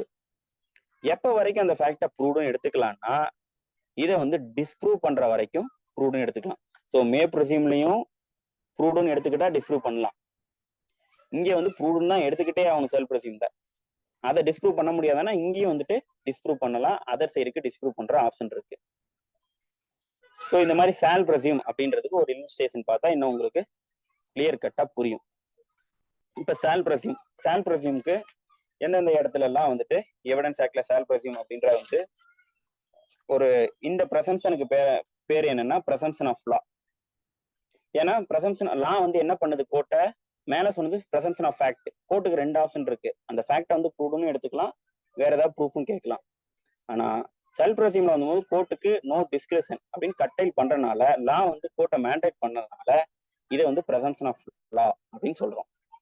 இதே மே ப்ரெஸ்யூமை ப்ரெசம்ஷன் ஆஃப் ஃபேக்ட் அப்படின்னு சொல்றோம். அதே மாதிரி மே ப்ரெஸ்யூம் ரிபட்டபிள் ப்ரெசம்ஷன். ஏன்னா அங்க ப்ரூவ்னு எடுத்துக்கிட்டாலும் அதை டிஸ்ப்ரூவ் பண்றதுக்கு ஆப்ஷன் இருக்கு.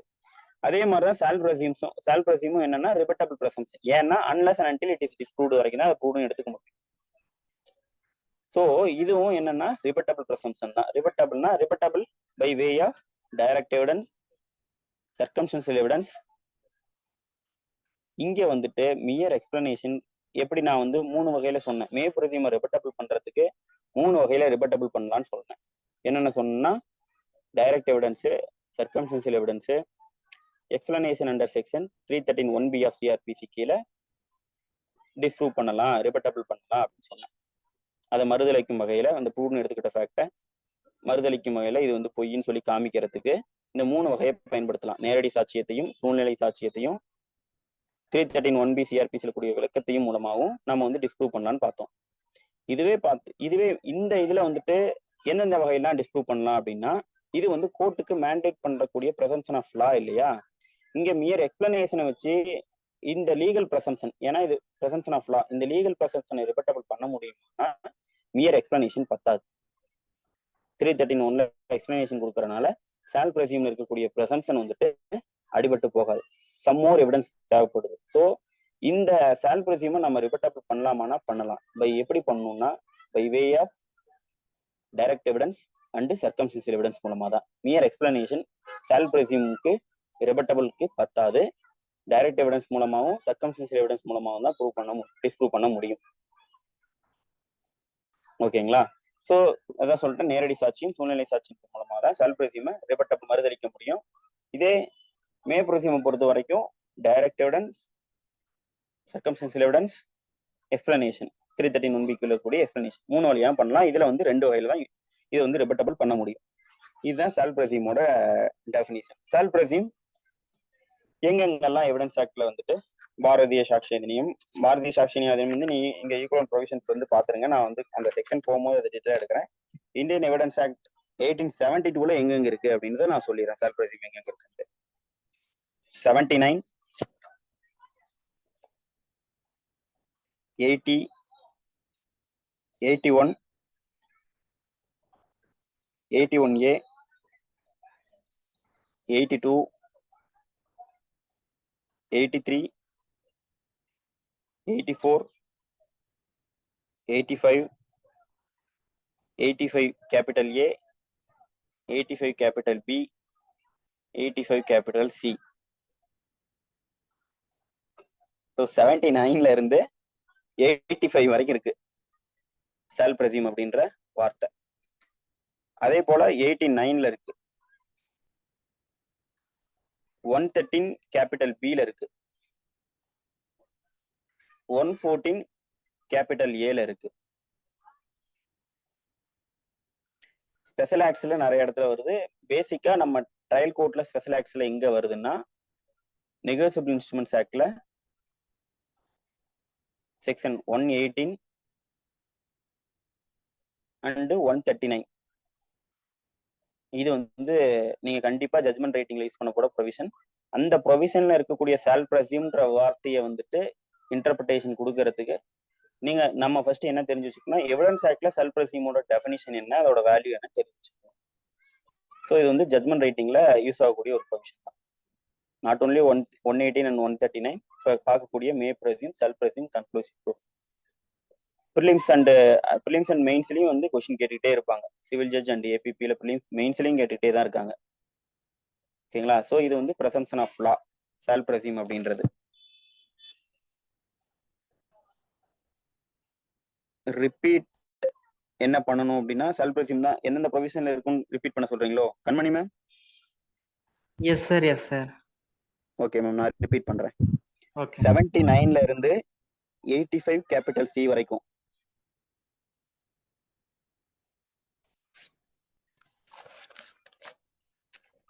79ல இருந்து 85 கேபிட்டல் சி வரைக்கும் 89 113 கேபிட்டல் பி 114 கேபிட்டல் ஏ. அடுத்தது நெகோசியபிள் இன்ஸ்ட்ருமெண்ட்ஸ் ஆக்ட்ல 118 139. இஃப் எனி அதர் ஆக்ட்ஸ் இருந்துச்சுனாலும் நீங்க இதுலயே பக்கத்துலயே நோட் பண்ணி வச்சுக்கோங்க உங்களுக்கு தெரிஞ்சதெல்லாம். மெயினா வந்து நம்ம இதுல தான் மோஸ்ட்லி யூஸ் பண்ணுவோம். என்ஐ ஆக்ட் தான் நம்மளுக்கு ஜட்ஜ்மெண்ட் ரைட்டிங்ல மோஸ்ட்லி யூஸ் ஆகக்கூடிய ப்ரொவிஷன். ஸோ இப்போ அடுத்தது இப்போ ஒரு இல்லஸ்ட்ரேஷனோட நான் ஜட்ஜ்மெண்ட் ரைட்டிங்க்கு civil judgment civil judgment writing எடுக்கும்போது மணி சூட்ல வந்து ப்ரெசம்ப்ஷன் அப்ளை பண்ணது எப்படி அப்படின்னு சொல்லிட்டு நான் சொல்லும் போது 118 எப்படி அப்படின்றதெல்லாம் சொன்னேன். ஸோ நான் ரிப்பீட் பண்ண விரும்பல. ஸோ இப்போ இங்க இருக்கு எவிடன்ஸ் ஆக்ட்ல இருக்கக்கூடிய ஒரு ப்ரொவிஷன்ல இருக்கக்கூடிய செல்ஃப் ரெஸ்யூமை எப்படி நம்ம இன்டர்பிரேஷன் பண்ணலாம், எப்படி நம்ம அதை வந்து ப்ராக்டிக்கலா நம்ம வந்து அதை அப்ரோச் பண்ணணும் அப்படின்றத வச்சு பார்க்க போறோம். ஸோ வந்து 113B டவுரி டெத் கேஸ்ல எப்படி வந்து செல்ஃப் ரெஸ்யூம் வந்து ஆப்ரேட் ஆகுது அப்படின்றத பார்க்க போறோம். ஓகேங்களா? ஸோ 113Bன்றது பாரதிய சாட்சி அதிநியம்ல வந்துட்டு எந்த ப்ரொவிஷன்ல இருக்குன்னா 118 இருக்கு. அரசு சார் 118 போலாம்.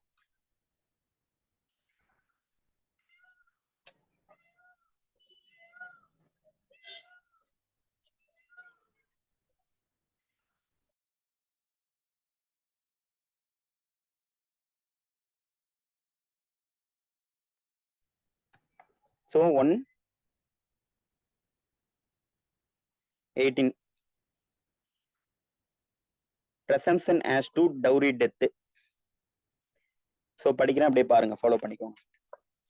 ஸோ டவுரி டெத் அப்படின்றது ஐபிசியில என்ன ப்ரொவிஷன்ல வரும்னு யாராவது ஒருத்தர் சொல்றீங்களா? 304B sir. Yes ma'am, correct. So 304B IPC வந்து என்ன சொல்லுவாங்க அப்படின்னா, நான் முன்னையே சொன்ன மாதிரி இஃப் யாராவது ஐபிசி யாராவது புக் வச்சிருந்தீங்கன்னா ஐபிசி புக் எடுத்துக்கோங்களேன், ஐபிசி பேராக் எடுத்துக்கோங்களேன்.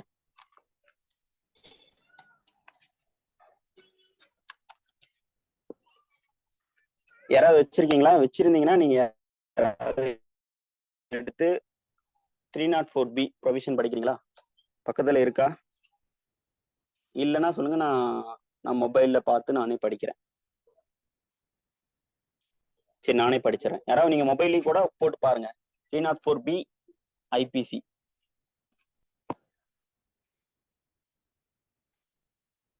இதுல ஸ்கிரீன்ல உடனே ஷேர் பண்ணோம்னா ஏதாவது இது இன்டரப்ட் ஆயிரும். நம்ம வந்து 304B ஐபிசிஐ வந்துட்டு உங்க மொபைல்லயே வந்து போட்டு சர்ச் பண்ணி பார்த்து அந்த பிளேஸை ஓப்பன் பண்ணி வச்சுக்கோங்க.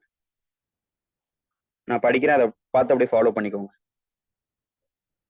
பேராக்ட் இருந்துச்சுனாலும் பேராக்டை கையில் எடுத்துக்கோங்க. ஸோ ஒரு டவுரி டெத் எடுத்துட்டேன், அப்படியே படிக்கிறேன், ஃபாலோ பண்ணிக்கோங்க. 304B ஃபர்ஸ்ட் நம்ம டவுரி டெத்தோட ப்ரெசம்ப்ஷனை எப்படி அப்ளை பண்ணணும்னு தெரிஞ்சுக்கணும்னா ஃபர்ஸ்ட் டவுரி டெத் அப்படின்னா என்ன டெஃபினிஷன் நம்ம தெரிஞ்சுக்கணும். சரிங்களா? ஸோ டவுரி டெத்தோட டெஃபினிஷன் வந்து இப்போ பார்க்க போறோம். ஐபிசியில் இருக்கக்கூடிய definition, where the death of a woman is caused by any burns or bodily injury or occurs otherwise then under normal circumstances. So வந்து ஃபர்ஸ்ட் இன்கிரீடியன்ட் என்ன அப்படி ஐபிசி எல்லாமே நீங்க வந்து இப்படிதான் படிச்சாகணும். ஒரு செக்ஷனை படிக்கிறீங்கன்னா அதை வந்து பிரிச்சுக்கணும்.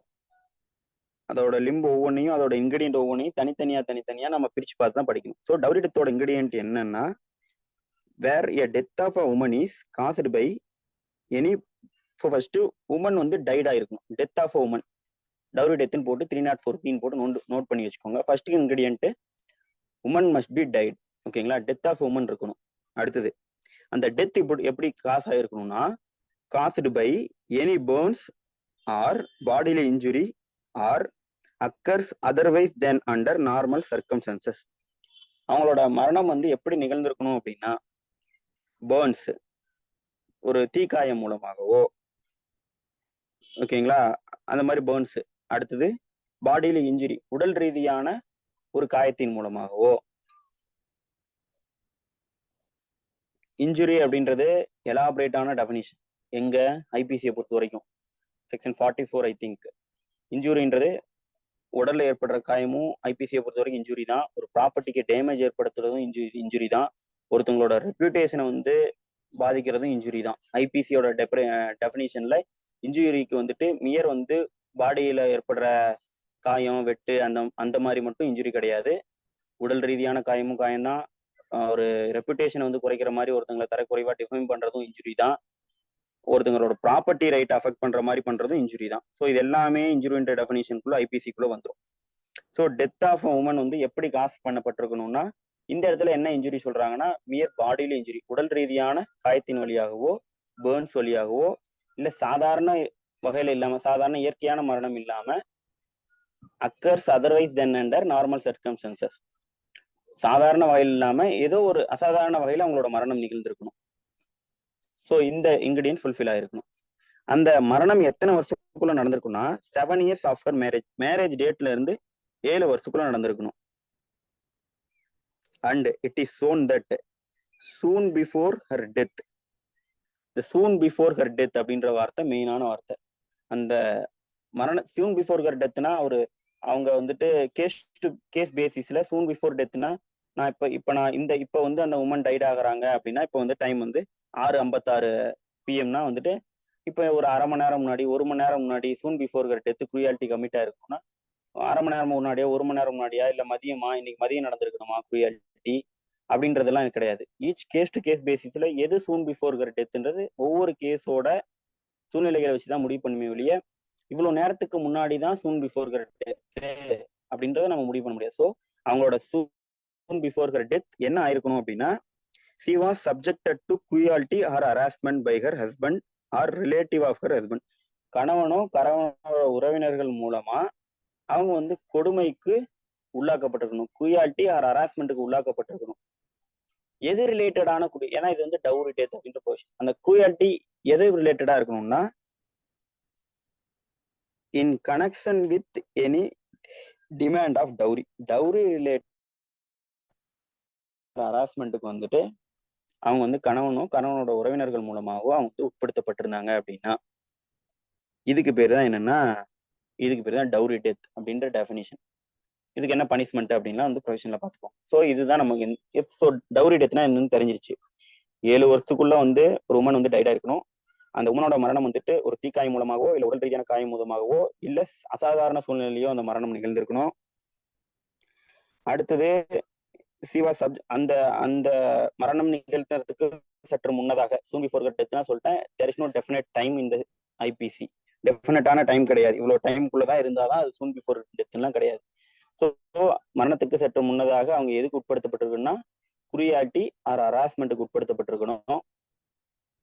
அந்த ஹராஸ்மெண்ட், அந்த குரியாலிட்டி எது ரிலேட்டடான குரியாலிட்டி ஆர் ஹராஸ்மெண்டா இருக்கணும், எது ரிலேட்டடா அவங்க கொடுமை நடந்திருக்கணும்னா, வரதட்சணை போய் வீட்டுல போய் வாங்கிட்டு வாங்க அப்படின்ற மாதிரியான ஒரு கொடுமை நடந்திருக்கும். ஸோ இந்த வரதட்சணை கொடுமை நடந்திருந்து ஒரு மரணத்திற்கு முன்னதாக அவங்களோட மரணம் வந்து ஈவன் சூசைட் பண்ணியிருந்தா கூட அதுல வந்து ஏன்னா அதுவும் என்ன மாதிரியான ஒண்ணு இது, அதர்வைஸ் தென் அண்டர் நார்மல் சர்க்கம்ஸ்டன்ஸ் தான். ஒரு ஆக்சிடென்ட் டெத்து கூட நடந்திருக்கலாம். ஆனா அதுக்கு முன்னாடி வந்துட்டு ஒரு டவுரி ரிலேட்டட் ஹராஸ்மெண்ட் இருக்குன்னா எல்லாத்தையும் கொண்டு வந்துட்டு 304B லாக் பண்ணிடுவாங்க. So 7 years of within the marriage வந்துட்டு ஒரு உமன் டைட் ஆகுறாங்கன்னா தேர் இஸ் நிறைய பாசிபிலிட்டி இருக்கு இது டவுரி டெத் கேஸா வந்து அதை கன்வெர்ட் பண்றதுக்கு.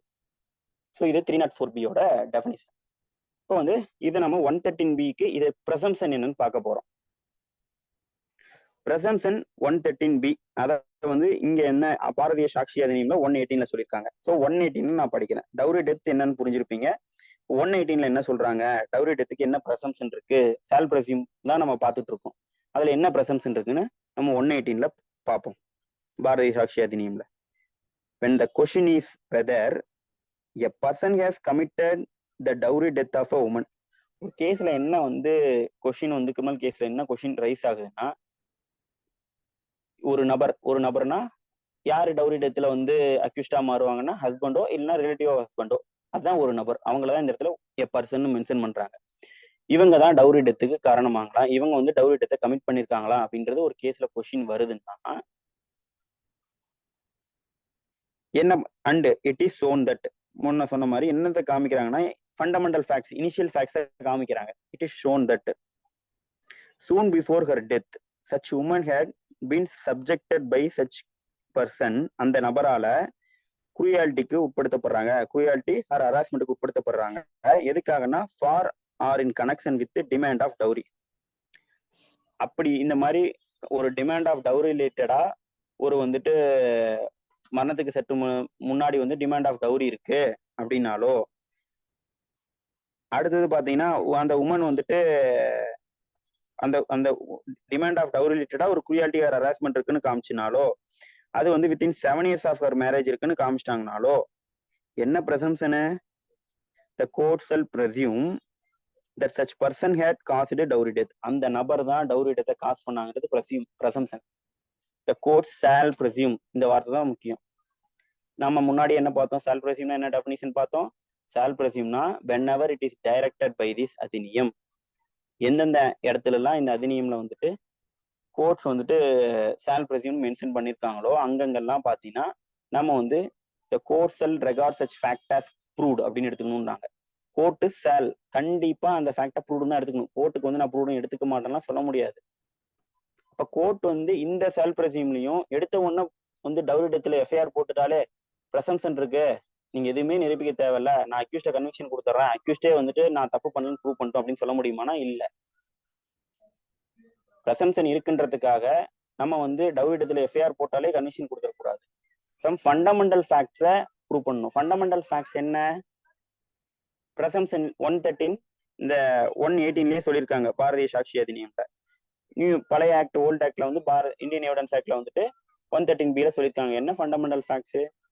வித்தின் 7 years ஆஃப் மேரேஜ் இருக்கணும், அந்த உமனோட டெத்துக்கு சற்று முன்னதாக குரியாலிட்டி நடந்திருக்கணும், குரியாலிட்டி ஆர் ஹராஸ்மெண்ட் நடந்திருக்கணும், அந்த cruelty or harassment in relation with demand of டவுரியா இருக்கணும். இதெல்லாம் ப்ரூவ் பண்ணிட்டோம்னா இதெல்லாம் இந்த ஃபண்டமெண்டல் ஃபேக்ட்ஸ் இனிஷியல் ஃபேக்ட்ஸ் எல்லாம் இப்படிதான் நடந்துச்சுன்றத சோணும். இதெல்லாம் நம்ம வந்து ஃபண்டமெண்டல் ஃபேக்ட்ஸை காமிச்சிட்டோம்னா கோர்ட் அதுக்கப்புறம் என்ன எடுத்துக்கலாம்? இந்த ஹஸ்பண்டோ இல்ல ரிலேட்டிவ் ஆஃப் ஹஸ்பண்டோ தான் இந்த டெத்துக்கு டவுரி டெத்துக்கு காரணமானவங்கன்ட்டு பிரசம்சன் எடுத்துக்கலாம். ஷால் பிரசியூம் அப்படின்னா என்ன எடுத்துக்கணும்? கோர்ட் வந்து ஷால் பிரசியூம் டெஃபினிஷன் படி ப்ரூவ்டுன்னு தான் எடுத்துக்கணும். எனக்கு வேற ஏதாவது ப்ரூஃப் கொடுத்தாதான் நம்புவேன் அப்படின்னு கோர்ட் சொல்ல முடியுமான்னா கோர்ட்டுக்கு மே பிரசியூம்ல இருக்க மாதிரி ஷால் பிரசியூம்ல டிஸ்கிரிப்ஷனே கிடையாது. மனுஷனுக்கு 4 கால்னு சொல்லி இந்த ஆக்ட்ல எங்கேயாவது ஷால் பிரசியூம் இருந்துச்சுன்னா மனுஷனுக்கு 4 கால்னு தான் எடுத்துட்டாகணும் கோர்ட்டுக்கு. கோர்ட்டுக்கு இல்ல நான் நம்ப மாட்டேன், அதை நீங்க காமிச்சாதான் நம்புவேன் அப்படின்னு சொல்றதுக்கு ஆப்ஷன் கிடையாது. ஸோ கோர்ட்டுக்கு மேண்டேட்டரியா வந்து இந்த பிரசம்சனை வந்து புகுத்தி வச்சிருக்காங்க ஷால் பிரசியூம்ல. ஸோ இப்போ நம்ம வந்து ஷால் பிரசியூம் கோர்ட்டுக்கு இந்த ஃபண்டமெண்டல் ஃபேக்ட்ஸை காமிச்சிட்டாங்க. சூன் பிஃபோர் ஹர் டெத்து குரியாலிட்டி இருக்கு, ஹராஸ்மெண்ட் இருக்கு, அந்த குரியாலிட்டி ஹராஸ்மெண்ட் வந்து டிமாண்ட் ஆஃப் டவுரி ரிலேட்டடா இருக்கு, மேரேஜ் வந்து வித்தின் 7 years ஆஃப் மேரேஜ்ல இந்த டெத்து நடந்திருக்கு, இதெல்லாம் இந்த ஃபண்டமெண்டல் ஃபேக்ட்ஸ் ப்ரூவ்டு காமிச்சிட்டாங்க. அப்ப காமிச்சிட்டாங்கனாலே ஆட்டோமேட்டிக்கா என்ன ஆயிரும்? அதே மாதிரி டெத் வந்து அதர்வைஸ் என்ன நார்மல் சர்க்கம்ஸ்டன்ஸ் நடந்திருக்கு, இதெல்லாம் காமிச்சிட்டாங்கனாலே ஆட்டோமேட்டிக்கா கோர்ட் வந்துட்டு டவுரி டெத்தை இவங்க தான் கமிட் பண்ணாங்க முடிவுக்கு வந்துடும். கமிட் பண்ணாங்கன்னு முடிவுக்கு வந்தப்புறம் அதர் சைடுக்கு அதை டிஸ்ப்ரூவ் பண்ற ஆப்ஷன் இருக்கான்னா கண்டிப்பா இருக்கு. ஏன்னா ஷால் பிரசியூமும் என்ன சொன்னேன்? ரிபட்டபிள் பிரசம்சன் அப்படின்னு சொன்னேன். ரிபட்டபிள் பிரசம்சனா என்ன பண்ணலாம்? By way of direct evidence மூலமாகவோ, ஷால் பிரசியூமை பொறுத்த வரைக்கும் 2 வகையில் தான் வந்துட்டு ரிபட்டபிள் பண்ணலாம். டைரக்ட் எவிடன்ஸ் மூலமாகவோ சர்க்கம்ஸ்டன்ஷியல் எவிடன்ஸ் மூலமாகவோ ரிபட்டபிள் பண்ணலாம். நேரடி சாட்சியம் அல்லது சூழ்நிலை சாட்சியம் மூலமா அந்த ப்ரூவ்டுன்னு எடுத்துக்கிட்ட அந்த ஃபேக்டை வந்து டிஸ்ப்ரூவ் பண்ணலாம். ஸோ இதே தான் எங்கெங்கெல்லாம் ஷால் பிரசியூம் வருதோ அங்கங்கெல்லாம் வந்துட்டு இந்த பிரின்சிபலை தான் நம்ம அப்ளை பண்ணணும். இந்த வெறும் வந்து இந்த 118 ஆஃப் பாரதி சாட்சி அதிநியம்லையும் 113B மட்டும் ஷால் பிரசியூம் கிடையாது. நான் ஆல்ரெடி சொன்ன மாதிரி ஷால் பிரசியூம் அப்படின்ற அந்த பிரசம்சன் வந்துட்டு எங்கெங்கெல்லாம் இருக்கு அப்படின்னா 79 to 85 ஆஃப் எல்லாமே வந்து 1872 இந்தியன் எவிடன்ஸ் ஆக்ட் கீழே சொல்லிட்டு இருக்கேன். 1872 எவிடன்ஸ் ஆக்ட்ல எந்தெந்த ப்ரொவிஷன் இருக்குன்னு சொல்றேன். கம்பேரிட்டிவ் ப்ரொவிஷன்ஸ் சேமா தான், வேர்ட்லாம் ஒன்றும் பெருசாலாம் சேஞ்ச் கிடையாது எவிடன்ஸ் ஆக்ட்ல.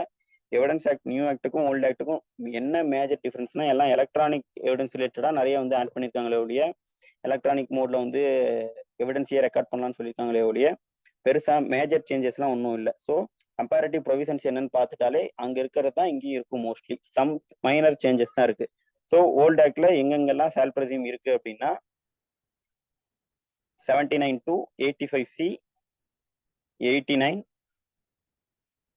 113B 114A இந்த இடத்துலலாம் சால்பிரசிம் வந்துட்டா நம்ம என்ன மைண்ட்ல வச்சுக்கணும்? என்ஐ ஆக்ட்ல சொன்ன மாதிரி 118 139 என்ஐ ஆக்ட் 118 139 வந்து ரொம்ப ரொம்ப ரொம்ப ரொம்ப முக்கியமான பொசிஷன். அந்த 2 பொசிஷன் தெரிஞ்சாதான் ஜட்மெண்ட்டே எழுத முடியும்.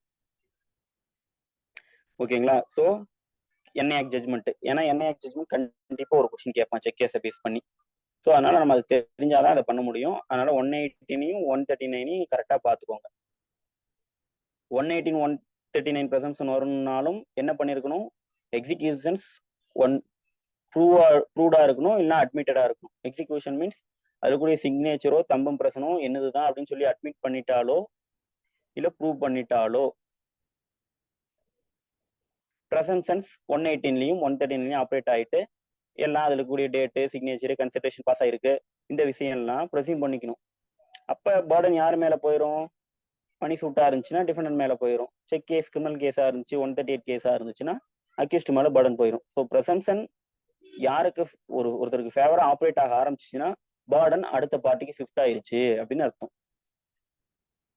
அந்த 113 118லயும் வந்துட்டு ஃபண்டமெண்டல் ஃபேக்ட்ஸ் என்ன? அதுல ஃபண்டமெண்டல் ஃபேக்ட்ஸ் எக்ஸிகியூஷன் வந்து அட்மிட்டடோ ப்ரூவ்டோ இருக்கணும். எக்ஸிகியூஷனையே வந்து நம்ம டினை பண்றோம்னா ப்ரெசம்ப்ஷன் ஆப்ரேட் ஆகாது. எக்ஸிகியூஷனை வந்துட்டு ப்ரூவ் பண்ண வேண்டியது யாரு ப்ரெசம்ப்ஷன் தனக்கு ஃபேவரா வேணும்னு நினைச்சு இந்த கேஸ் நடத்துறாங்களோ அவங்களோட வேலை. அவங்க வந்து அந்த ஃபண்டமெண்டல் ஃபேக்ட்ஸை வந்து ப்ரூவ் பண்ணாதான் ப்ரெசம்ப்ஷன் ஆப்ரேட் ஆக ஆரம்பிக்கும். இனி இந்த 3 வகையான ப்ரெசம்ப்ஷன் இருக்குது இல்லையா? மே பிரசிம், சால் பிரசிம், கன்க்ளூசிவ் ப்ரூஃப். இந்த 3 ப்ரெசம்ப்ஷன்லயுமே சரி என்ன வந்து மெயின்னா எல்லா இதுலயுமே ஃபண்டமெண்டல்ஸை ப்ரூவ் பண்ணணும். எடுத்த உடனே ப்ரூவ்டு டிஸ்ப்ரூவ்டு அப்படின்னு சொல்லி ப்ரூவ்டான விஷயம் தான் இது அப்படின்னுலாம் முடிவுக்கு வர முடியாது. இப்ப இந்த சால் பிரசியூமை நம்ம வந்து ப்ரூவ்ட் அப்படின்ற டெஃபினிஷனோட கனெக்ட் பண்ணோம்னா என்ன கனெக்ட் பண்ணலாம்னா, இந்த இதுல என்ன சொல்லிட்டாங்க? கோர்ட் செல் பிரசியூம் ஃபேக்ட் அப்படின்னு சொல்லிட்டு என்ன எந்த இதுல அப்ப வந்து அந்த அந்த அந்த சால் பிரசியூம் இருந்துச்சு அப்படின்னா அந்த இடத்துல அந்த விஷயத்தை என்னவாதான் எடுக்கணும்? Court shall record such fact as proved. அந்த விஷயத்தை ப்ரூவ்ட் அப்படின்னா கோர்ட் எடுத்துக்கிட்டாகணும்னு இருக்கு. அப்படின்ற போது கோர்ட் ப்ரூவ்ட் அப்படின்னு தான் எடுத்துக்கணும் அப்படின்னு மேண்டேட்டரி பண்ணிட்டனால நம்ம ப்ரூவ்டுன்ற டெஃபினிஷனுக்குள்ள இருக்கிற மாதிரி இது ஆர்டினரி ப்ரூடன்ட் மேனா இருந்து சப்போசிஷன் ப்ராபபிள் சப்போசிஷனுக்கு வந்து அந்த ஃபேக்டை ப்ரூவ்டுன்னு எடுத்துக்கிற அளவுக்கு போகணுமா? அந்த நீட் இருக்கா கோர்ட்டுக்கு அப்படின்னா அந்த அளவுக்கு நீட் கிடையாது. ஏன்னா இது கோர்ட்டுக்கே ஆட்டோமேட்டிக்காவே ப்ரெசம்ப்ஷன் கொடுக்க ஆரம்பிச்சிட்டாங்க.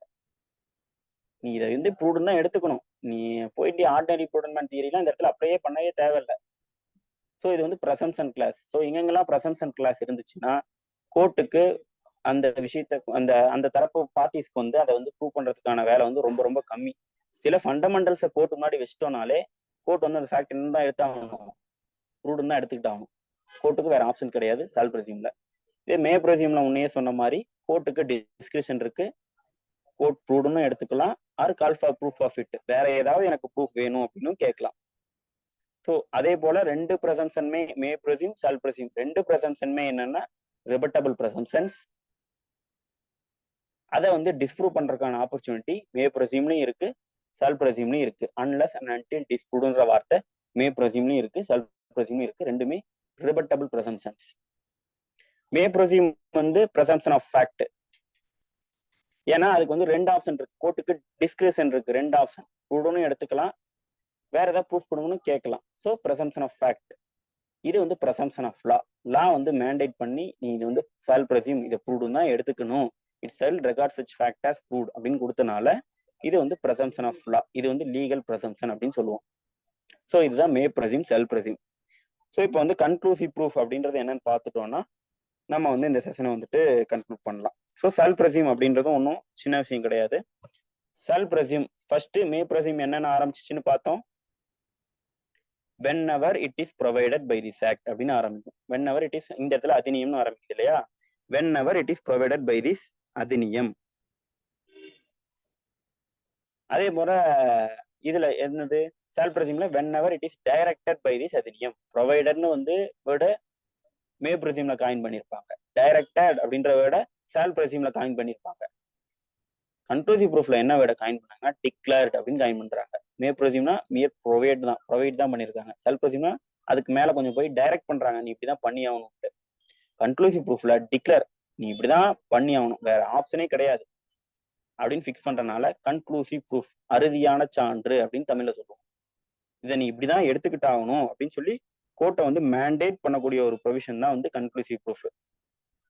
ஸோ கன்க்ளூசிவ் ப்ரூஃப் அப்படின்றத படிச்சு டெஃபினிஷன் படிச்சுட்டு நான் வந்துட்டு எக்ஸ்பிளைன் பண்றேன். ஃபர்ஸ்ட் டெஃபினிஷன் படிச்சிடறேன். 2(1)(b) ஆஃப் பாரதிய சாட்சிய அதிநியம்ல இருக்கு. Conclusive proof means when one fact is declared by this adhiniyam. சொன்னேன் இல்லையா, அங்க என்ன போட்டிருந்தாங்க, மே பிரதிம்ல ப்ரொவைடட், சால் பிரதிம்ல டைரக்டட். கன்க்ளூசிவ் ப்ரூஃப்ல என்ன போட்டிருக்காங்கன்னா when one fact is declared by this Adhiniyam. So declare பண்றாங்க எதுல, அதிநியம் அப்படின்னா இந்த ஆக்ட்ல. இந்த ஆக்ட் கீழே எங்கெங்கெல்லாம் ஒரு ஃபேக்டை வந்து கன்க்ளூசிவ் ப்ரூஃப்னு டிக்ளேர் பண்றாங்களோ அதை தான் வந்து மேல சொல்ல வராங்க. 2 கன்க்ளூசிவ் ப்ரூஃப் ஆஃப் அனதர். ஒரு பொருண்மையை இன்னொரு பொருண்மைக்கு கன்க்ளூசிவ் ப்ரூஃப்னு சொல்றாங்க. ஒன் ஃபேக்டை காமிச்சா இன்னொரு ஃபேக்டை கன்க்ளூசிவ் ப்ரூஃபா எடுத்துக்கலாம்னு சொல்றாங்க. அதுதான் ஸ்டார்டிங்ல சொல்லியிருப்பாங்க. Means one fact is declared by this adheniyam to be conclusive proof of another. The court shall on proof of one fact regard the other as proved. So court என்ன பண்ணணும்னா ஒரு ஃபேக்டை proved அப்படின்னு எடுத்துக்கிற போது ஒரு ஒரு ஒரு ஒரு ஃபேக்டை ப்ரூஃப் பண்ணும்போது ரெகார்ட் அதர் ஆஸ் ப்ரூவ்ட், ஒரு ஃபேக்டை ப்ரூவ் பண்ண சொல்லி கேட்கலாம். அந்த ஒரு ஃபேக்டை ப்ரூவ் பண்ணிட்டா இதுதான் one fact is has to be ப்ரூவ்ட்னா இந்த ஃபண்டமெண்டல்ஸ் ப்ரூவ் பண்ணணும்னு சொல்லுவேன் இல்லையா. இதுலயும் என்னன்னா கன்க்ளூசிவ் ப்ரூஃப் சில ஃபண்டமெண்டல்ஸை ப்ரூவ் பண்ணிட்டா அதர் ஃபேக்ட் என்னதான் எடுத்துக்கணும், ப்ரூவ்டுன்னு தான் எடுத்துக்கணும். ஸோ நான் இதுக்கு இல்லஸ்ட்ரேஷன் கொடுக்கும் போது இன்னும் டீட்டெயிலாக உங்களுக்கு புரிய ஆரம்பிச்சோம். இப்போதைக்கு நீங்க டெஃபினிஷனையும் நல்லா டீட்டெயிலா மைன்யூட்டா கவனிங்க. ப்ரூஃப் ஆஃப் ஃபர்ஸ்ட்ல இருந்து படிக்கிறேன். The conclusive proof means when one fact is declared by this adhiniyam. Declare பண்றாங்க அதிநியம்ல வந்துட்டு இது வந்து கன்க்ளூசிவ் ப்ரூஃப் அப்படின்னு டிக்ளேர் பண்றாங்க அப்படின்னா to conclusive proof of another. இது ஒரு ஃபேக்டை காமிச்சோன்னா இன்னொரு ஃபேக்டுக்கு கன்க்ளூசிவ் ப்ரூஃப்னு சொன்னாங்கன்னா the கோர்ட் என்ன பண்ணணும், இங்கேயும் பாருங்க சால், இது வந்து mandatory clause. On proof of one fact, ஒரு ஃபேக்டை ப்ரூவ் பண்ணும் போது regard the other as prove. Other ஃபேக்டை என்னவா எடுத்துக்கணும், ஒரு ஃபேக்டை ஃபண்டமெண்டல்ஸ் ப்ரூவ் பண்ணிட்டோம்னா அதர் ஃபேக்டை ப்ரூவ்டுன்னு தான் எடுத்துக்கணும். எப்ப எங்கெங்கெல்லாம் எவிடன்ஸ் ஆக்ட்ல வந்துட்டு அதிநியம்ல வந்துட்டு கன்க்ளூசிவ் ப்ரூஃப்னு டிக்ளேர் பண்ணிருக்காங்களோ அங்கெல்லாம். அண்ட் சல் நாட், இதுதான் வந்து சால் பிரசிம்க்கும் கன்க்ளூசிவ் ப்ரூஃப்க்கும் இருக்க டிஃபரன்ஸ். அங்கேயும் மேண்டேட் தானே பண்றாங்க, இங்கேயும் மேண்டேட் தானே பண்றாங்க. என்ன டிஃபரன்ஸ்னா அங்க வந்து அன்லெஸ் அண்ட் அன்டில் இதை வந்து டிஸ்ப்ரூவ் பண்றதுக்கு ஆப்ஷன் இருக்கும்.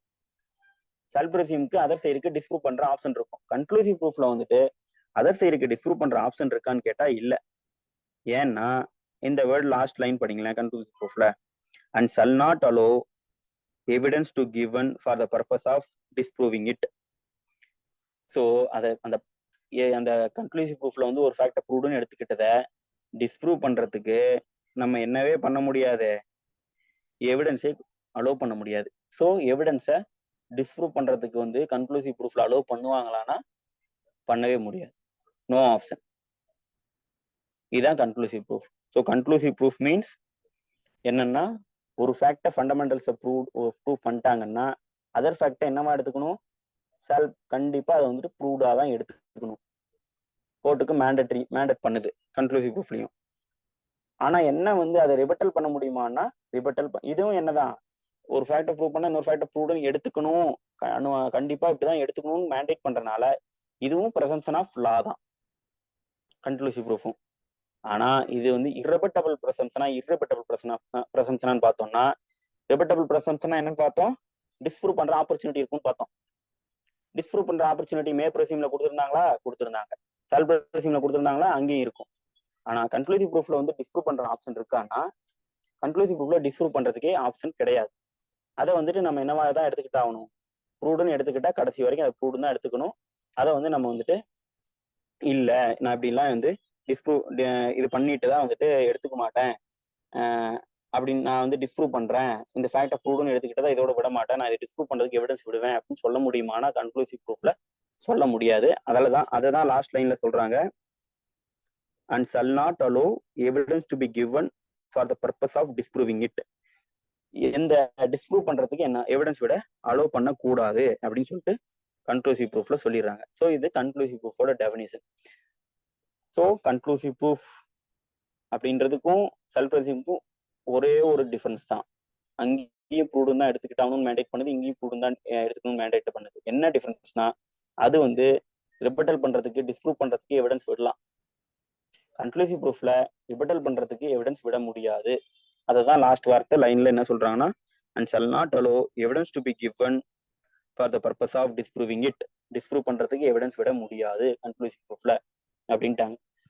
ஸோ இப்போ கன்க்ளூசிவ் ப்ரூஃப் இல்லஸ்ட்ரேஷன் பார்க்கறதுக்கு முன்னாடி கன்க்ளூசிவ் ப்ரூஃப் இந்தியன் எவிடன்ஸ் ஆக்ட்ல எங்கெங்கெல்லாம் இருக்கு அப்படின்றத நான் சொல்லிடுறேன், நோட் பண்ணிக்கோங்க. நியூ ஆக்ட்ல இருக்கக்கூடிய கம்பேரிட்டிவ் ப்ரொவிஷன்ஸ் நம்ம அந்த ப்ரொவிஷன்ஸ் ஈச் ஒன்னொன்னா போகும்போது நான் சொல்லிடுறேன். இப்ப இந்தியன் எவிடன்ஸ் ஆக்ட் 1872ல கன்க்ளூசிவ் ப்ரூஃப் அப்படின்றது எந்தெந்த செக்ஷன்ஸ் எல்லாம் மென்ஷன் ஆகி வருது அப்படின்றத சொல்லிடுறேன். செக்ஷன் 41,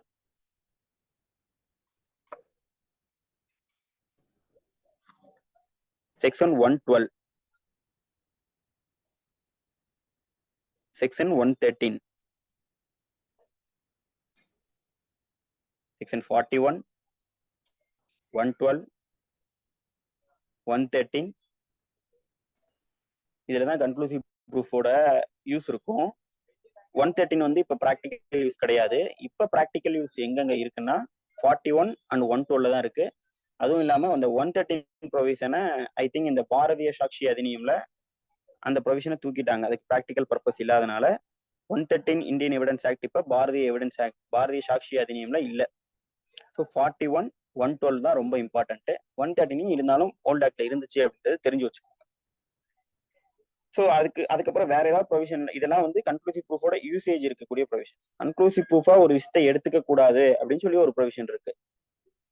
ஒரு விஷயத்தை கன்க்ளூசிவ் ப்ரூஃபா எப்ப எடுத்துக்க கூடாதுன்னு ஒரு ப்ரொவிஷன் இருக்கு. அந்த ப்ரொவிஷன் எங்க இருக்குன்னு யாராவது சொல்றீங்களா? ஒரு விஷயத்தை நம்ம கன்க்ளூசிவ் ப்ரூஃபா எடுத்துக்கணும், இதெல்லாம் எடுத்துக்கணும்னு சொல்லி 41, 112, 113 எவிடன்ஸ் ஆக்ட்ல இருக்கு. ஒரு ப்ரொவிஷன்ல வந்து இந்த விஷயம் கன்க்ளூசிவ் ப்ரூஃபா எடுத்துக்க கூடாது அப்படின்னு இருக்கு. அந்த ப்ரொவிஷன் எதுன்னு யாராவது சொல்லுங்க. செக்ஷன் 30.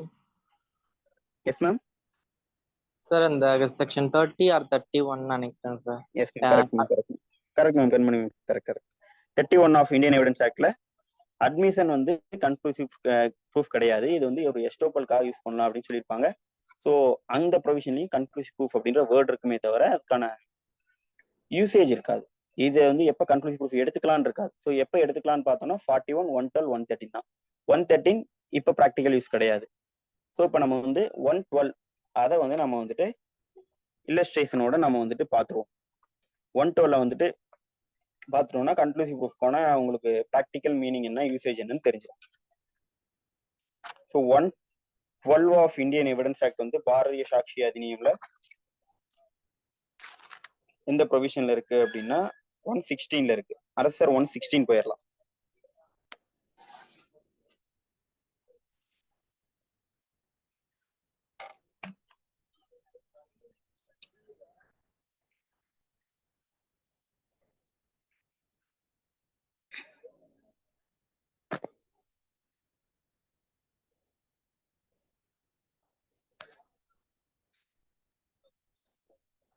ஸோ 116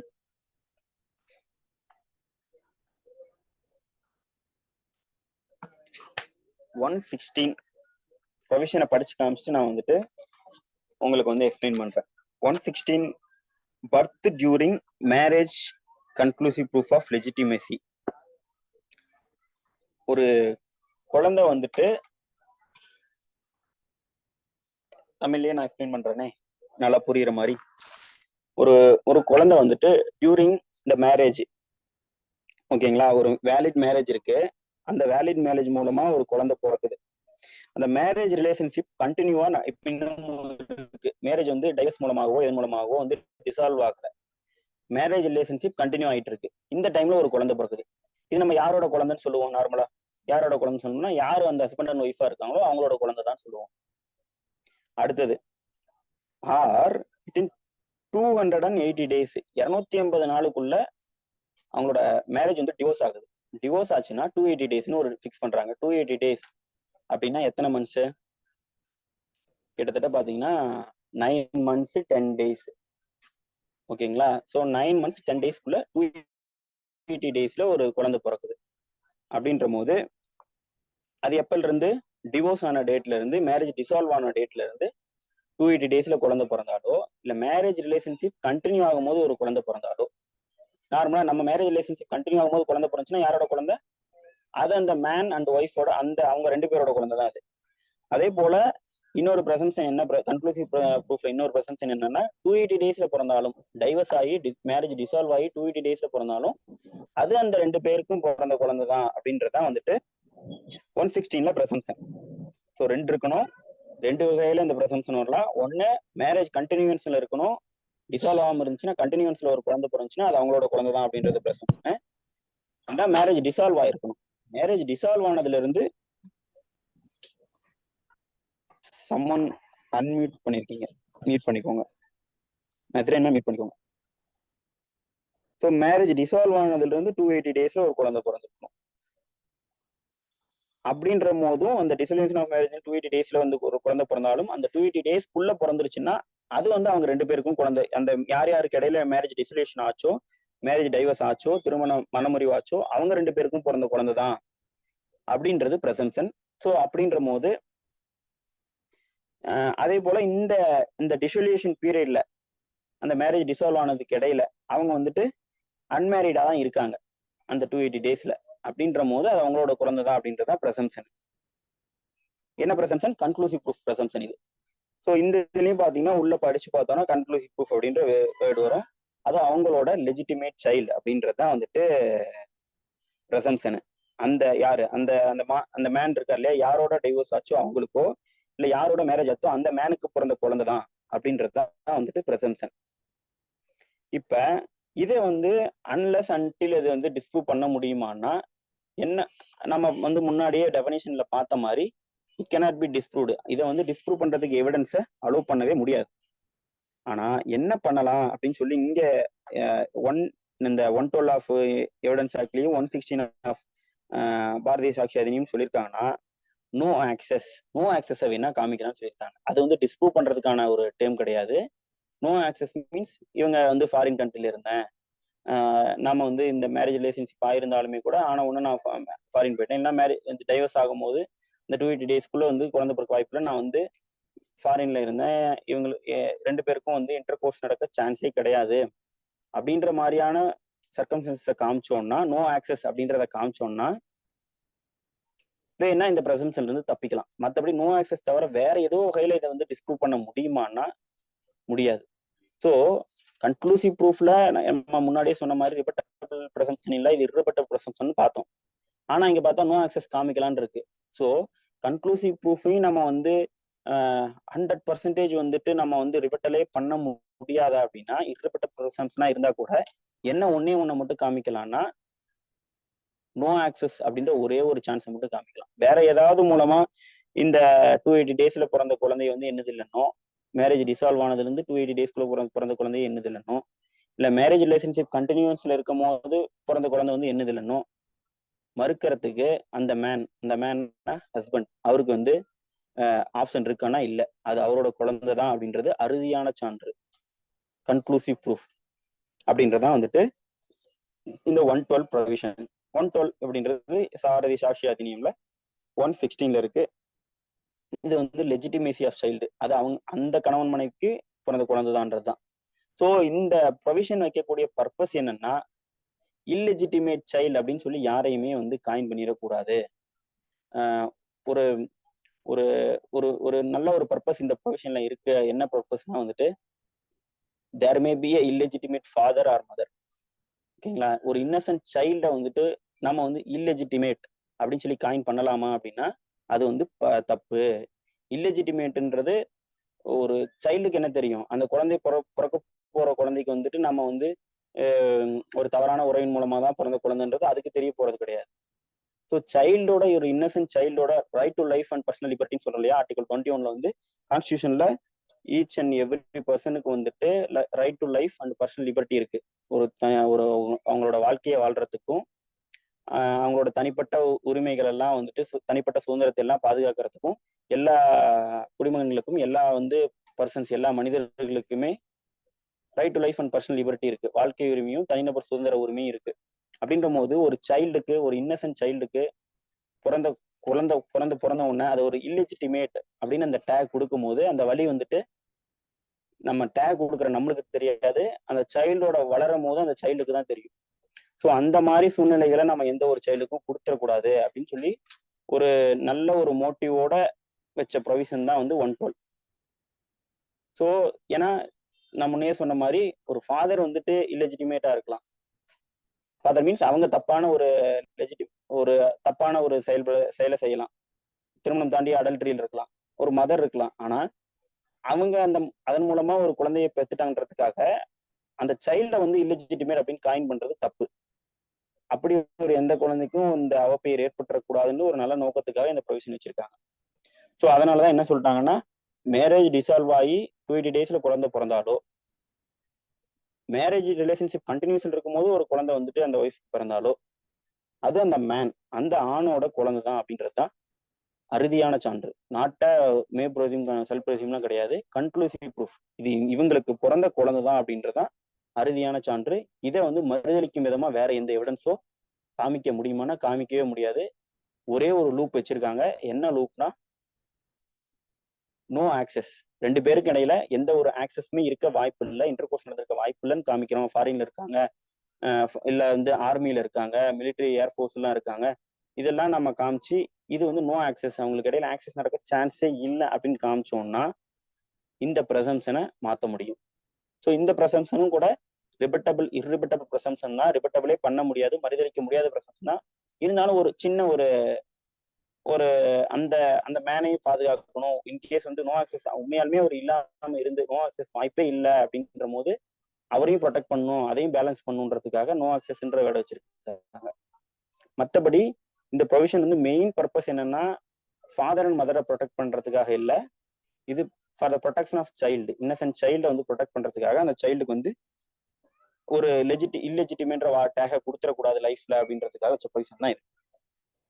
ஸோ இதை தான் வந்துட்டு 116ல இப்படி சொல்லியிருப்பாங்க. ஸோ இந்த ப்ரொவிஷனை ஒரு டைம் ரீட் பண்ணிடுறேன். ரீட் பண்ணிட்டு இந்த நோ ஆக்சஸ்க்கு இப்போ என்ன, இப்போ நம்ம வந்துட்டு இந்த இந்தியன் எவிடன்ஸ் ஆக்ட் எடுக்கும் போது, இந்தியன் எவிடன்ஸ் ஆக்டை வந்து கொண்டு வரும்போது நமக்கு என்ன இப்போனா 1872ல அப்போ அந்த அளவுக்கு டிஎன்ஏ டெஸ்ட் ஃபெசிலிட்டிஸோ மெடிக்கல் ஃபெசிலிட்டிஸோ அவ்வளோ இல்லை. ஆனால் இன்னைக்கு வந்துட்டு ஒரு சைல்டோட டிஎன்ஏவையும் அந்த ஃபாதர் அண்ட் மதரோட சொல்லக்கூடிய டிஎன்ஏவையும் எடுத்து மேட்ச் பண்ணனாலே என்ன பண்ணிடலாம், இது இவங்களோட டிஎன்ஏ தானா, இவங்களுக்கு பிறந்த குழந்தை தானா ஈஸியாக கண்டுபிடிச்சிடலாம். அப்படின்போது இந்த எராக்கு இந்த ப்ரொவிஷன் தேவையா அப்படின்னு சொல்லிட்டு இந்த ப்ரொவிஷன் அன்கான்ஸ்டியூஷன் பண்ணும் அப்படின்னு சொல்லி நிறைய டிபேட்ஸ் இருக்கு. அப்படி நம்ம டிஎன்ஏ டெஸ்ட் எடுத்து ப்ரூவ் பண்ணிட்டோம்னா இந்த செக்ஷனோட பர்பஸ் நிக்குமா, இந்த செக்ஷன் எந்த பர்பஸ்க்காக ஏற்றினாங்களோ அந்த பர்பஸ் நிக்குமான்னு ஆப்ஜெக்டை யோசிச்சு பார்த்தோம்னா கிடையாது. ஏன்னா இந்த செக்ஷனோட ஆப்ஜெக்ட் வந்து ஃபாதர் அண்ட் மதரை ப்ரொடெக்ட் பண்றது கிடையாது, சைல்டுக்கு இல்லெஜிட்டிமேட் டேக் வந்து வந்துடக்கூடாது அப்படின்றதுக்காக ஒரு அந்த ஆப்ஜெக்ட்ல ஏற்றனால அந்த ஆப்ஜெக்ட் வந்து அடிபட்டு போயிடும். அதனால வந்து இதை வந்து அன்கான்ஸ்டியூஷன்ல டிஎன்ஏ டெஸ்ட்லாம் பண்ணலாம், டிஸ்ப்ரூவ் பண்ணலாம். அதனால கன்க்ளூசிவ் ப்ரூஃப்ன்றது இந்த டெஃபினிஷன், இந்த 112 ப்ரொவிஷன் 116 ப்ரொவிஷன் வந்து ரிமூவ் பண்ணும் அப்படின்ற டாக்ஸ்லாம் வந்துட்டு தப்பு அப்படின்னு சொல்லி 2 வியூவுமே இருக்கு. டிஎன்ஏ டெஸ்ட் வந்துருச்சு, அதெல்லாம் அலோவ் பண்ணணுன்றது ஒரு வியூ, கன்க்ளூசிவ் ப்ரூஃபை ரிபட்டபிள் பண்ணலாம், இந்த ப்ரெசம்ஷனை நோ ஆக்சஸ்ன்ற வார்த்தைக்குள்ள டிஎன்ஏ டெஸ்ட்டை கொண்டு வந்துடலாம் அப்படின்லாம் வந்துட்டு டாக்ஸ் இருந்தாலுமே கூட இந்த ப்ரொவிஷன்றது சைல்டை ப்ரொடெக்ட் பண்றதுக்கான ப்ரொவிஷனே ஒழிய ஃபாதர் அண்ட் மதரை ப்ரொடெக்ஷன் பண்றதுக்கான ப்ரொவிஷன் கிடையாது. ஸோ சைல்டுக்கு இல்லெஜிட்டிமேட் டேக் வரக்கூடாதுன்றதுக்காக தான் இந்த ப்ரொவிஷன் இருக்கு. அதனால டிஎன்ஏ டெஸ்ட்லாம் கன்க்ளூசிவ் ப்ரூஃபான இதை வந்துட்டு டிஸ்ப்ரூவ் பண்றதுக்கு அலோவ் பண்ணக்கூடாதுன்னு ஒரு ஒன் ஆஃப் த வியூ இருக்கு. ஒரு செக்ட் ஆஃப் லீகல் ஃப்ராட்டர்னிட்டியில ஒரு செக்ட் ஆஃப் பீப்புள் இந்த மாதிரி வியூலையும், ஒரு செக்ட் ஆஃப் பீப்புள் வந்து டிஎன்ஏ டெஸ்ட் அலோவ் பண்ணக்கூடாது 2 வியூவுமே இருக்கு. ஸோ அது உங்க வியூ எதுன்னு உங்களோட பர்சனல் வியூ. ஆனா இந்த 2 வியூ இருக்குன்னு சொல்லிடுறேன், அவ்வளவுதான். ஸோ ஆனா ப்ரொவிஷன் எதுக்காக ஏற்றப்பட்டதுன்னா இதுக்குதான், அந்த சைல்டை வந்து லெஜிட்டிமேட்ன்ற டேக்ல இருந்து அகற்றிடக்கூடாதுன்றதுக்காக தான் இந்த ப்ரொவிஷன். ஸோ லாஸ்டா ஒரு டைம் ப்ரொவிஷனை மட்டும் படிச்சு காமிச்சிடுறேன். ஸோ கன்க்ளூசிவ் இந்த ப்ரொவிஷன் எதுக்காக பார்த்துட்டு இருக்கோம்னு மறந்துடக்கூடாது, இது வந்து கன்க்ளூசிவ் ப்ரூஃப்கான ப்ரொவிஷன். அப்ப இந்த இதுல ஃபண்டமெண்டல் ஃபேக்ட்ஸ் எது, இந்த கன்க்ளூசிவ் ப்ரூஃப் பார்த்தோம் இல்லையா, ஒரு ஃபேக்டை ப்ரூவ் பண்ணாதான் இன்னொரு ஃபேக்டை கன்க்ளூசிவ் ப்ரூஃபா எடுத்துக்க முடியும். இங்க ஒரு ஃபேக்டை எந்த ஃபேக்டை ப்ரூவ் பண்ணும், மேரேஜ் சப்ஸ்டிஷன்ஸ்ல இருக்கு, மேரேஜ் இன்னும் வந்து டிசால்வ் ஆகலன்னு காமிச்சு அந்த டைம்ல ஒரு குழந்தை பிறந்துன்னு காமிக்கணும். இது ஒண்ணு, இது ஒரு ஃபண்டமெண்டல் ஃபேக்ட். இல்ல மேரேஜே டிசால்வ் ஆன மேரேஜா இருந்துச்சுன்னா மேரேஜ் டிசால்வ் ஆனதுல இருந்து 280 daysல குழந்தை பிறந்திருக்குன்னு காமிச்சிருக்கும். இந்த ரெண்டு ஃபேக்ட்ல இது ரெண்டு ஃபேக்ட் அந்த வழக்கோட சூழ்நிலைக்கு தகுந்த மாதிரி இந்த ரெண்டு ஃபேக்ட்ல ஏதோ ஒன்று காமிச்சாங்கன்னா கோர்ட் என்னன்னு கன்க்ளூசிவ் ப்ரூஃப் எடுத்துக்கணும்னா இது வந்து இவங்களோட குழந்தை தான் எடுத்துக்கணும். மேரேஜ் ரிலேஷன்ஷிப் கண்டினியூ இருக்கும்போது ஒரு குழந்தை பிறந்துச்சுன்னா இது இவங்களோட குழந்தை தான் கன்க்ளூசிவ் ப்ரூஃபா எடுத்துக்கணும். அதே மாதிரி மேரேஜ் ரிலேஷன்ஷிப்ல டிசால்வ் ஆகி 280 daysல ஒரு குழந்தை பிறந்தாலும் இது இவங்களோட குழந்தை தான்ட்டு கன்க்ளூசிவ் ப்ரூஃபா எடுத்துக்கணும். ஸோ ஃபண்டமெண்டல் ஃபேக்ட் என்ன, 280 daysல குழந்தை பிறக்கணும் ப்ரூவ் பண்ணணும். இல்லைன்னா மேரேஜ் வந்துட்டு இன்னும் டிசால்வ் ஆகல கண்டினியூல தான் இருக்குன்னு ப்ரூவ் பண்ணணும். குழந்தை பிறக்குன்றது பிறந்திருக்குன்றதை ப்ரூவ் பண்ணணும். இந்த ஃபண்டமெண்டல் ஃபேக்ட்ஸை ப்ரூவ் பண்ணிட்டோம்னா இது இவங்களோட லெஜிட்டிமேட் சைல்டு தான், அந்த மேனோட லெஜிட்டிமேட் சைல்டு தான் அப்படின்றது கன்க்ளூசிவ் ப்ரூஃபா ப்ரூவ்டா எடுத்துக்கணும். ஸோ இந்த இதுவும் என்னதான் ப்ரெசம்ப்ஷன் ஆஃப் லா தான், ஏன்னா ப்ரூவ்டா எடுத்துக்கணும்னு கோர்ட்டை மேண்டேட் பண்ணுது.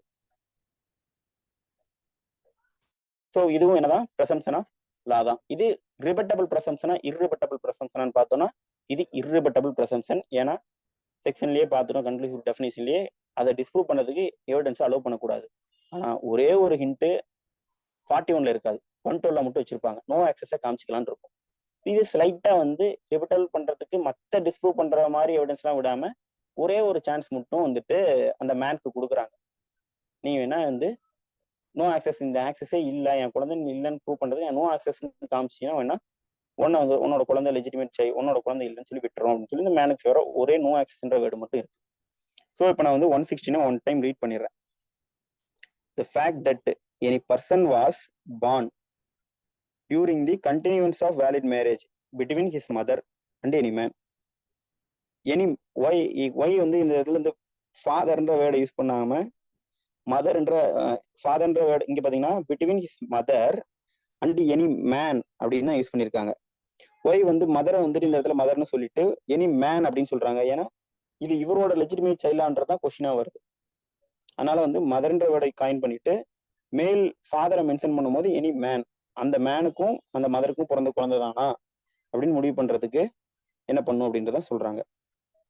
The fact ஃபர்ஸ்ட்ல இருந்து படிக்கிறேன். The fact that any person was born during the continuance of valid marriage. ஒரு பர்சன் வந்து பிறக்கிறாங்க, வேலிட் மேரேஜ் கண்டினியூ இருக்கும் போது பிறக்கிறாங்க. வேலிட் மேரேஜ் யார் யாருக்கு இடையில கண்டினியூ இருக்கு, அந்த மேனுக்கும் அந்த மதருக்கும் இடையில இல்லைன்னா or within 280 days after its dissolution.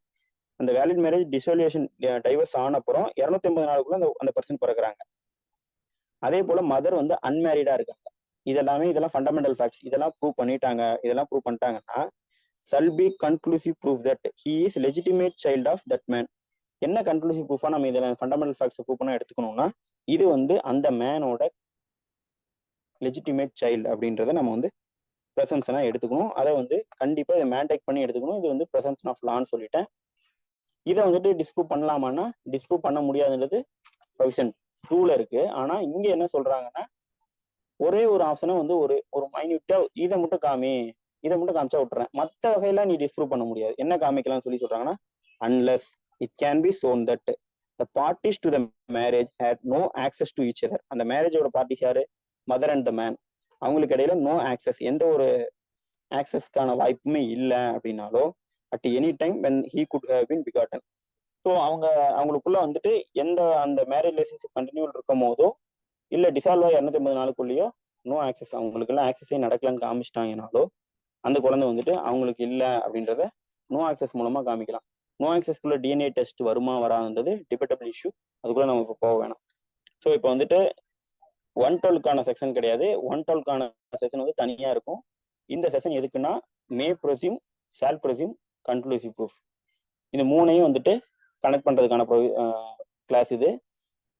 இப்போ உங்களுக்கு தெரிஞ்சிருக்கும் ப்ரூவ்டு வந்து டிஸ்ப்ரூவ்டு நாட் ப்ரூவ்டு வந்து எந்த டைம்ல யூஸ் ஆகுதுன்னு தெரிஞ்சிருக்கும். டிஸ்ப்ரூவ் எப்போ யூஸ் ஆகும், ஏன்னா டிஸ்ப்ரூவ் எப்போ பண்ண போறோம், மே ப்ரொசியூம் ஷால் ப்ரொசியூம்ல தான் டிஸ்ப்ரூவ் யூஸ் பண்ண போறோம். ஓகேங்களா, ரிபட்டபிள் பண்றப்ப. இல்லைன்னா ஒரு ஃபேக்டா வந்து அவனே ப்ரூவ் பண்ணக்கூடிய ஆர்டினரி கூட்டம் மேல வந்து ப்ரூவ் பண்ணானா டிஸ்ப்ரூவ் பண்ண போறோம். ஸோ இப்போ ஆனா வந்துட்டு ப்ரூவ்டு எப்போ யூஸ் பண்ண போறோம், மே ப்ரொசியூம் இருக்கிற இடத்துல ப்ரூவ்டு யூஸ் பண்ண போறோம். ப்ரூவ்டு யூஸ் பண்ணுவோமானா ப்ரூவ்டு வந்து டெஃபினேஷனும் யூஸ் பண்ணலாம், இல்லைன்னா ப்ரூவ்டு போட்டு ஆட்டோமேட்டிக்காவே எடுத்துக்கலாம். சல்ப்ரசிம்ல ப்ரூவ்டு டெஃபினேஷன் யூஸ் பண்ணுவோமானா யூஸ் பண்ண மாட்டோம். ஏன்னா கோர்ட்டை மேண்டேட்டே பண்ணுது நீ ப்ரூவ்டு தான் எடுத்துக்கணும்ட்டு. அப்புறம் எங்க போய் நம்ம ஆர்டினரி ப்ரூவ்டன் மேனா இருந்து அந்த ப்ரூவ்டு டெஃபினேஷன் அப்ளை பண்ண முடியும்? தேவையில்லை. கன்க்ளூசிவ் ப்ரூஃப்லையும் ஃபண்டமெண்டல் ஃபேக்டை ப்ரூவ் பண்ண சொல்றாங்களே ஒழிய இந்த சின்ன சின்ன ஃபேக்ட்ஸ் எல்லாம் இருக்கு இல்லையா, 280 daysல குழந்தை பிறந்திருக்கு, இல்லைன்னா வந்து மேரேஜ் லைஃப் வேலிட் மேரேஜ் கண்டினியூல இருக்கு, இதெல்லாம் ப்ரூவ் பண்ணி அதே மாதிரி அந்த உமன் வந்து அன்மேரிடா இருக்காங்க ஸ்டில்லு, இதெல்லாம் ப்ரூவ் பண்ணா ஃபண்டமெண்டல் ஃபேக்ட்ஸ் வந்து ப்ரூவ் பண்ணிட்டா அதர் ஃபேக்ட் என்னவா எடுத்துக்கணும்? ப்ரூவ்டுன்னு எடுத்துக்கணும். அதர் ஃபேக்ட் என்ன? அந்த பர்சன் வந்துட்டு லெஜிட்டிமேட் சைல்டு தான் எடுத்துக்கணும்.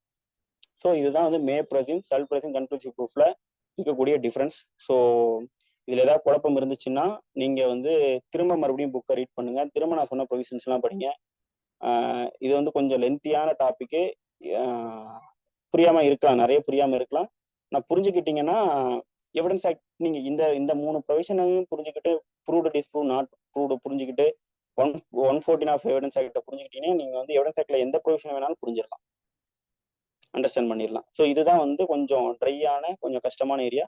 இதை புரிஞ்சுக்கிட்டீங்கன்னா போதும். ஏன்னா இதை பேஸ் பண்ணி தான் நிறைய ப்ரொவிஷன் சொல்லியிருக்கேன் இல்லையா, எவிடன்ஸ் ஆக்ட்ல போய் நிறைய ப்ரொவிஷன் சொன்னேன், எங்கெங்கெல்லாம் மே ப்ரொசியூம் இருக்கு, எங்கெங்கெல்லாம் செல்ஃப் ப்ரொசியூம் இருக்கு, எங்கெங்கெல்லாம் கன்க்ளூசிவ் ப்ரூஃப் இருக்குன்ட்டு. அந்த ப்ரொவிஷன்லாம் படிக்கும்போது உங்களுக்கு இந்த நான் சொன்ன கான்செப்ட் அப்ளை பண்ணீங்கன்னா ஈஸியாக அந்த ப்ரொவிஷனோட டெப்த் என்னன்னு அண்டர்ஸ்டாண்ட் பண்ணிட்டு இன்டர்பிரேஷன் ஸ்கில்ல இன்னும் கொஞ்சம் வளர்த்துக்கலாம். அவ்வளோதான். ஸோ செஷன் வந்துட்டு கம்ப்ளீட் பண்றேன்.